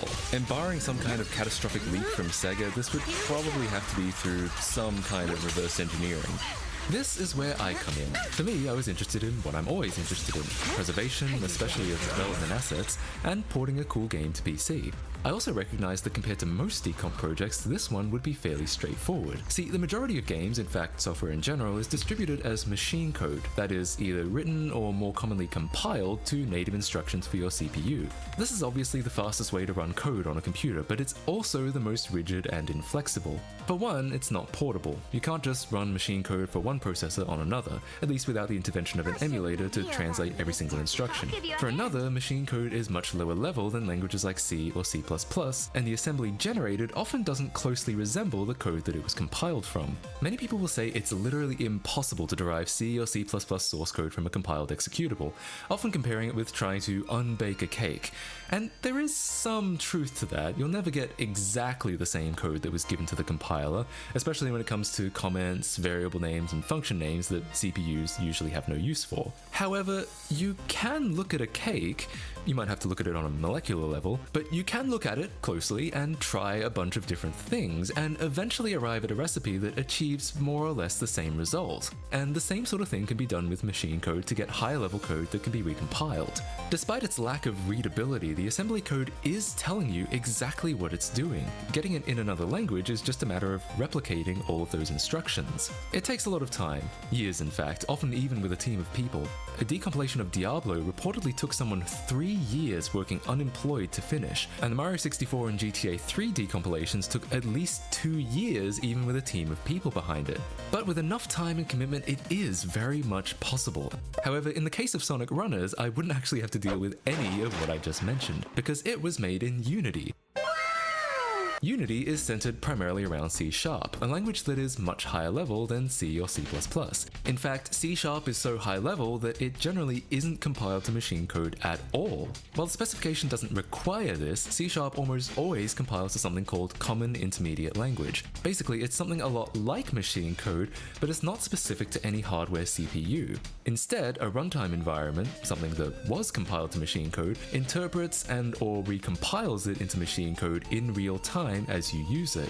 This is actually pretty similar to emulation that I mentioned earlier, except that the intermediate language is a little more optimized for the purpose than instructions for random other CPUs are. And while this is obviously significantly slower than the code being native for the CPU out of the gate, it does address the 2 limitations I mentioned earlier. Namely that it's portable, it can run on anything as long as a C# interpreter is available, but also that it can much more closely resemble the source code it was compiled from. So closely, in fact, that CIL can generally be decompiled straight back to C# automatically. In fact, unlike developers of machine code, C# developers often have to explicitly use obfuscation techniques just to prevent their applications from being completely decompiled. As such, if we open up the Sonic Runners Android version, find the .NET DLLs, and run them through any CIL decompiler, we effectively get the full C# source tree intact, minus the comments of course. Job kinda done. But it turns out we were a little lucky here. Speaking of obfuscation techniques, Unity contains a build feature called IL2CPP. This does exactly what it says on the tin, converts intermediate language, i.e. compiled C# code, into C++, which can then be compiled to machine code. This means that not only will the resulting game run faster, it'll also be much harder for hackers like us to reverse engineer it. For a developer, it sounds great, and naturally Sega did opt to use it. However, back then, the feature was only available for iOS builds. That means that while we got full source code from the Android version in just a handful of clicks, we would not have been so lucky with the iOS version, or if the game had come out a couple years later when Unity made that option available for both. But let's not worry about that. We have our decomp, let's use it. Except this is actually only a fraction of what we really need. We're missing, well, all of the Unity assets. Thankfully, there are tools for extracting those from a compiled Unity project too. In fact, there's a tool called UTiny that can generate an entire Unity project from a built game. Once again, job done pretty much, except there was a problem. See, Sonic Runners was built with Unity 4, first released in 2012 and last updated in 2016. Today, this version is considered absolutely geriatric, and most tools like this simply don't support it. UTiny can only produce a project compatible with, at minimum, Unity 2017. Okay, that's only like 2 years later, that doesn't sound that bad, right? Except Sonic Runners also uses a number of APIs that were deprecated and then removed, and not just minor things either. Crucial parts of the infrastructure and communication between client and server relied on APIs that simply no longer existed in 2017. Trying to open it in 2017 threw literally thousands of compiler errors, and enough had changed between the versions that even though Runners wouldn't have used any Unity features after Unity 4, UTiny's 2017 compliant output simply crashed Unity 4 when trying to open it. Wow, how helpful. So I needed to make a decision. Either figure out how to get this project opening in Unity 4, or find a way to upgrade the game code to work in newer versions. Both of these choices would require a lot of work, and I ultimately decided to go with the former approach, mostly because I felt it would be easier to try and match the original game as closely as possible than have to rewrite large portions of the code, hoping it would more or less achieve the same result. In retrospect, I'm not sure this was true, but it was the choice I made at the time. The first thing was to figure out why Unity 4 was crashing. Unity project files can be stored in two different ways, either as binary files that are small and efficient but can't be edited outside of Unity and can't be merged by version control systems like Git, or as text-based YAML. The YAML feature was really lucky because it meant I could compare side by side what a native Unity 4 asset was supposed to look like versus what UTiny output, and what I found immediately was that the game objects were written quite differently. So I wrote a script to basically rewrite and downgrade all of the game object YAMLs throughout the entire project, and after all this, Unity would no longer crash trying to open the project. Well, at least that's something, but we were still far from it actually playing. Naturally, it wasn't just the game objects, there were a lot of these assets that needed similar treatment. Animation controllers, particle systems, texture metadata, collision flags, and more had been updated in ways that Unity 4 no longer understood. A few weeks in, I had more than 30 different scripts just for downgrading each of these assets throughout the project. And this is why I say it may not have been the easier approach. However, it was the most accurate, and eventually things started coming together, at least on the opening titles. But that was about it. As soon as you tried to start the game past the opening screen, it would throw an error about failing to find something called unmanaged process. What is this? Well, it's a machine code library. Yeah, it turns out the game isn't all C#. And because my PC obviously isn't running Android, it obviously can't run. In fact, we also had this problem with the audio at first. It too was a machine code library called Cryware, which is actually a very popular audio subsystem used on a lot of games, especially games developed in Japan. However, since you could just buy the Cryware plugin on the Unity Asset Store, it was very easy to acquire a PC build for it. Unmanaged process, on the other hand, I had no idea what to make of that. The name didn't help. Unmanaged is just another word for machine code, so it's basically like calling your application. What kind of third-party library would do something like that? Well, no third-party library. Sega made this specifically for Sonic Runners, and to get any further in the decomp, we'd have to figure out what it did. But there was a problem. I opened it up in both IDA and Ghidra, and they both couldn't seem to make much of it. In fact, almost all of the functions simply seemed to be empty, but I could see some kind of odd assembly code was written there. I wanted to take a look at this while it was running, so I set up an Android debugger and breakpointed one of the functions. And as I stepped through it, it became pretty clear what was going on. Remember how I mentioned obfuscation? This was hella obfuscated. It would do ridiculous things like do a bunch of math just to result in a memory address like 30 bytes ahead, push it onto the stack and then call return, which would jump straight to it. It did that constantly. For every one line of actual code, there were like 10 lines of random bullshit designed to throw you off the scent. This function you're looking at right now, after watching it for like 45 minutes, I realized this is literally all it does. Just this. Everything else. Like 45 minutes, I realized this is literally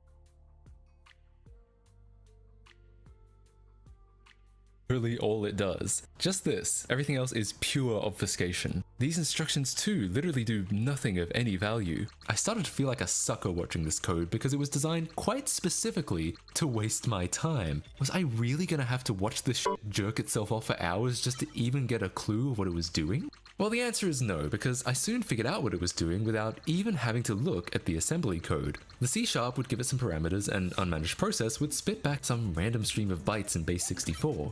Except they weren't actually random. We knew exactly what these were. The game communicates with the server through JSON, which is pretty standard stuff, but in an attempt to curb cheating, the JSON is AES encrypted. However, if you as a player could retrieve the encryption key, then you could just replicate the AES encryption yourself and bypass that security entirely.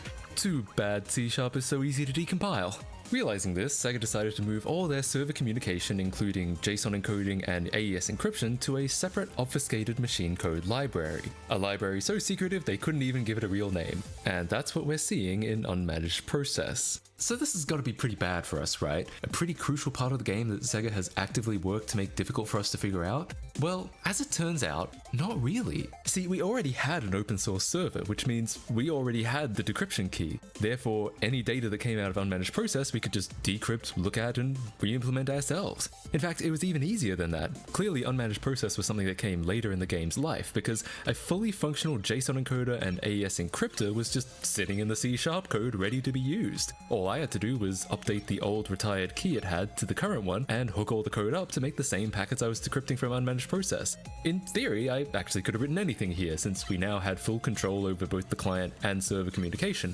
but I figured it made sense to replicate the original packets, and after getting all of them implemented, we can finally at least get to the main menus. Now wait, if I just re-implemented the stuff in C# after they specifically moved it to a separate library, haven't I just undone one of Sega's anti-cheat measures?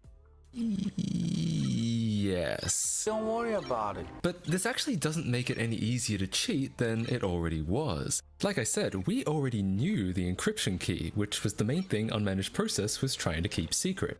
Technically, everyone knew the encryption key because it's part of the open source server code. So the security provided by unmanaged process had already been broken years ago. It's in fact what made it so easy to do my re-implementation in the first place. Now, if the team wanted to set a new key on their official server and not publish it in the open source code, there would definitely be an argument for hiding it in an obfuscated library again. But I figured that would be part of later discussions about the best ways to do anti-cheat in this day and age rather than several years ago, and that for now the highest priority was progressing further in the decomp.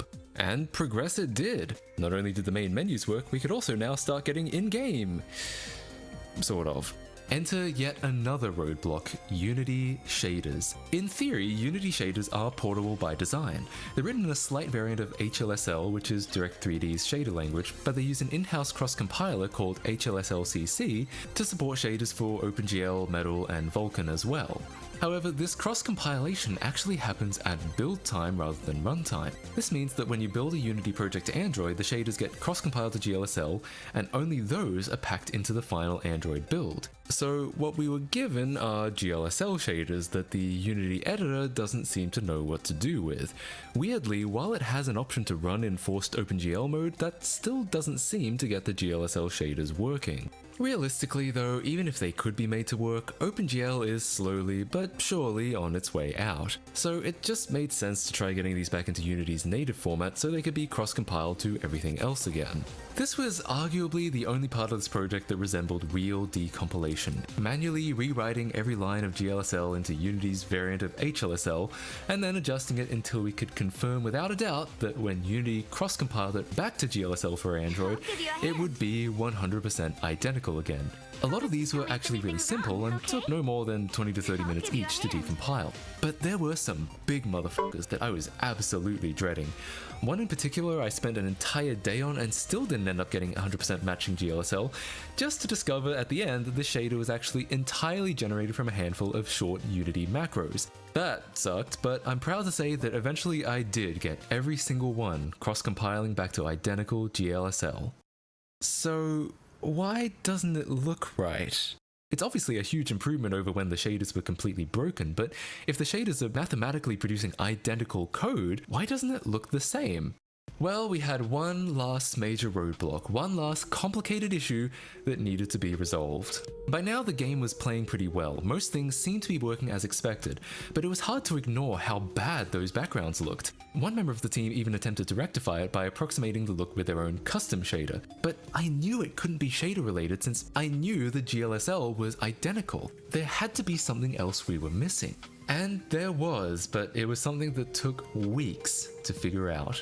Let's talk about light maps. Lighting is actually really hard in 3D graphics, even without going into ray or path tracing. Having to figure out where 3D polygons are and aren't lit can be very computationally expensive, especially when your target is fairly underpowered phones. As such, it's common to do what's called baking, which I guess is our second cake metaphor for the day, where if you're not expecting your lighting to change in your scene, you can pre-calculate it beforehand, and then at runtime the game can just reuse that at all times. What results from that is a light map, which is exactly what it sounds like, a map of how everything is lit throughout the scene. The very next version of Unity, Unity 5, implemented a complete rewrite of the lighting system, including the light maps.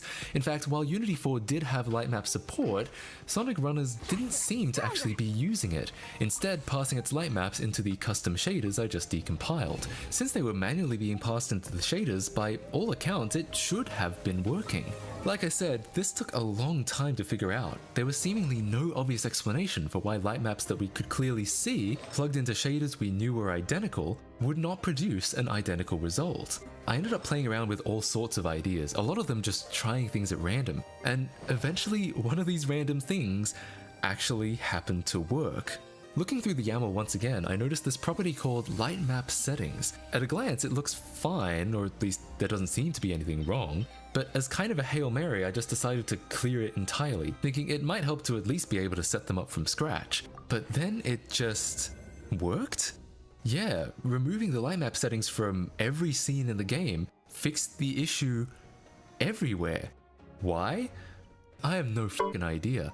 My only guess is that UTiny's output was just throwing off Unity 4 completely due to that rewritten lighting I mentioned earlier. All I knew for sure is that with this issue solved, the decomp was finally nearing a close. There are a few more minor issues here and there that I fixed up as the team got to start testing it, but for the most part it was ready for them to start making the additions that they had been waiting so long to do.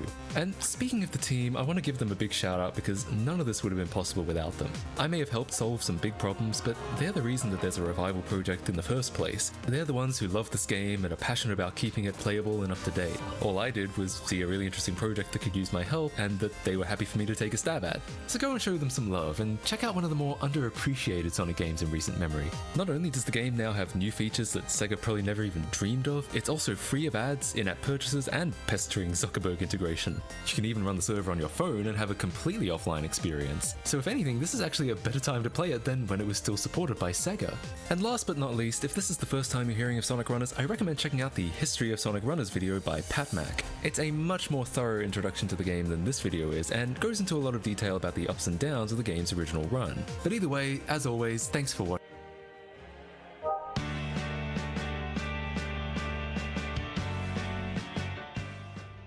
If you were a Sonic fan in the mid-2010s, you probably remember just how uncertain things were. The year was 2015. The Sonic Boom sub-series had just launched to a faulty success, resulting in the future of Sonic as a whole being unclear. From the rumors of modern Sonic being phased out for Boom Sonic, the whole legacy Sonic situation, and Sonic's general reputation being lower than it ever had been, no one outside of those in power really knew what was going on with the series. Despite all of that, there was one game released during this chaotic part of Sonic's history that gave fans hope. It not only reminded people of the games and aspects that made them love this franchise, it celebrated them. There was a game that was a true light in this second coming of Sonic's so-called Dark Age, and that game was a mostly forgotten about mobile game by the name of Sonic Runners. On the surface, Runners appears to have been nothing more than your everyday average runner, and that's how a majority of people saw it. However, there was a lot more to this game than many realized. There was a reason I played it every day when it was around. There was a reason people sunk so much time and effort into it. You may be wondering why I'm referring to all of this in past tense, and the reason for that is, well, not to get too far ahead of ourselves, but Sonic Runners is no longer playable. The game that me and countless others poured hours into is completely gone now. When Sega shut down the game's servers only a little over a year after it launched, it went from a beacon of hope for the future of Sonic to a literal waste of space. In this video, I'll tell you how it all happened, and why years later people are still talking about this abandoned mobile game. This is the history of Sonic Runners, the lost Sonic game.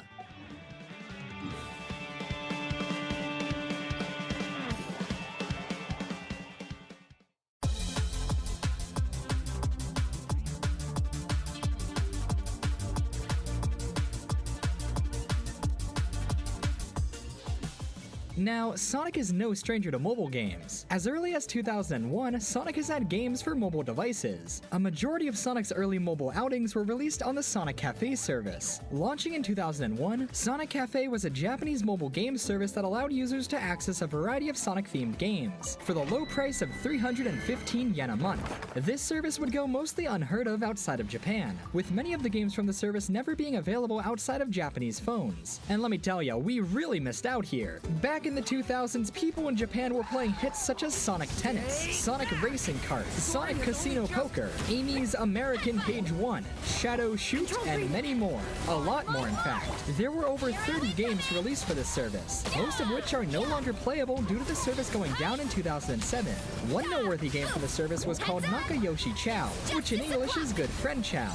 This game was similar to the Chow Adventure VMU games for the Dreamcast. In this game, you could raise a Chow on your mobile phone. Basically, it was like a mobile phone version of the Tiny Chow Garden from the Sonic Advance series. That's right, in 2002, Sonic Team had made a Chow mobile game. That's something modern-day mobile devices could really use. I'd love to see this concept revisited someday. In 2005, a game titled Sonic Jump was released for the Cafe service. It would later be released in other territories under the Sega Mobile brand in 2007. As you could probably guess, this would go on to be the inspiration for the 2012 release of Sonic Jump, a pseudo-remake of the original title. This 2012 game would serve as a launching point for a number of Sonic mobile games that are still in circulation today. Sonic Jump Fever, mobile versions of console games, and of course, the Sonic Dash games. Sonic Dash is by far the most successful Sonic mobile game, and arguably one of the most successful Sonic games of all time. For comparison, Sonic Jump has been downloaded a respectable 8 million times. But in July of 2016, Sonic Dash broke 200 million downloads. Since 2013, the game has been consistently updated, adding new features, new characters, and more. While I personally haven't played it in a while, it's admirable to see just how much of a success Sonic Dash is. It's even had several legendary crossover events, such as ones with Angry Birds Epic, Hello Kitty, and even Pac-Man, in which you can play as characters from those licenses in the game.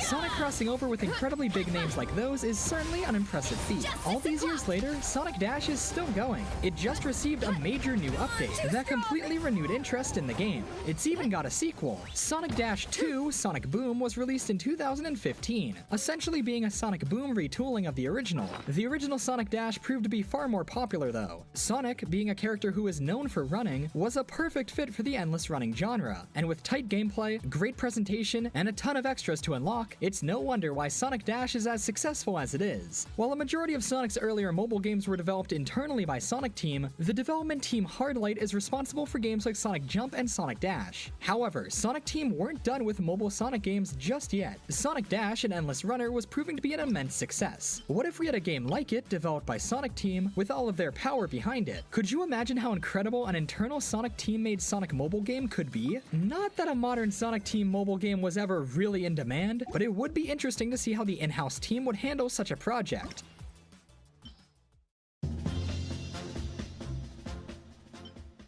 Now, Sonic games are notorious for being leaked. Whether it be screenshots released too early, to an entire build of a game being released before it was supposed to, Sonic games always seem to find a way to slip out prematurely. Because it's so common, people often take notice to any forms of Sonic leaks, even if they seem very irrational. Because of that, we've gotten tons of fake Sonic leaks and hoaxes. Anyone remember Sonic Dimensions? Sonic Excursion? All of the many false Wento Sonic leaks? However, sometimes these turn out to be true. This was the case of this 4chan post from June 2014, from someone who claimed to be a beta tester for Sonic Boom Rise of Lyric. Their less than flattering comments on the game all came true. They even correctly stated that Shadow and Metal Sonic would be featured in the game, something that wasn't announced at the time of this post. Once a leaker gets even just one aspect of a leak correct, the rest of their claims seem far more believable. While they claim to be a beta tester for Sonic Boom, they also claim to know the working title of Sonic Team's next project, that title being Sonic Runners. They didn't know anything beyond that, but that name was enough to catch people's attention. Was Sonic Team's next game going to be titled Sonic Runners? What would it be like? What systems would it be for? Could this be connected to the 2015 multi-platform game that was quietly teased at Jazzwares' Toy Fair 2014 display? Was a game called Sonic Runners going to be the next big Sonic game? People began to speculate. Tons of rumors started to pop up, some claiming pretty ridiculous things regarding the game, all adding fuel to the Runners rumor fire. People could not wait to find out what this game would truly be about. A new Sonic Team title is always something to get excited about. As the months went on, we slowly got more and more confirmation that Sonic Runners was indeed real. The domain sonicrunners.com was registered by Sega themselves in July of 2014, proving there was at least some truth to these rumors. In November of 2014, Sega Networks created a page for Sonic Runners on their site. Sega Networks' site has many pages for Sega games, but most of those are mobile games. Was Sonic Runners a mobile game? The website didn't display much, only containing text that read Sonic Runners OK. Because of this, we knew knew the game would likely be a mobile game, but what form would it take? The name implies an endless runner game, but we didn't know for sure. Thankfully though, it wouldn't take long to finally get official news regarding the game.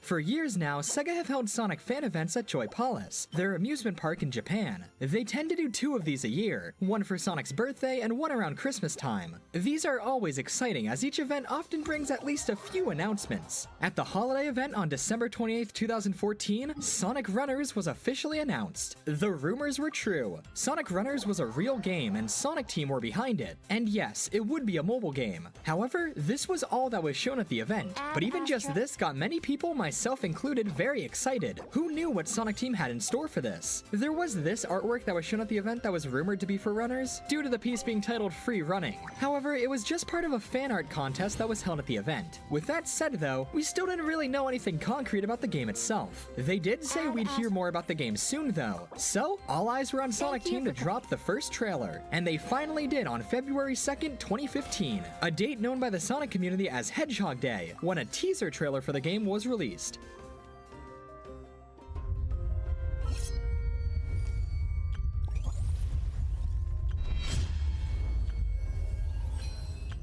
Beginning with a strangely ominous tone, this certainly was an odd way to tease your mobile game, but it definitely got people talking. The trailer begins by going through Sonic's history of 2D games, going all the way from 1991 to 2015. 2015年、誰にも止められない疾走が帰ってくる。 Then, some new original music starts playing, it shows more footage of 2D games, all leading up to an excellently animated reveal of the game's logo, along with new renders of Sonic, Tails, and Knuckles. The trailer confirmed the game would be coming out in spring 2015 for mobile devices, as well as teased some sort of leaderboard feature. It also gave... Right.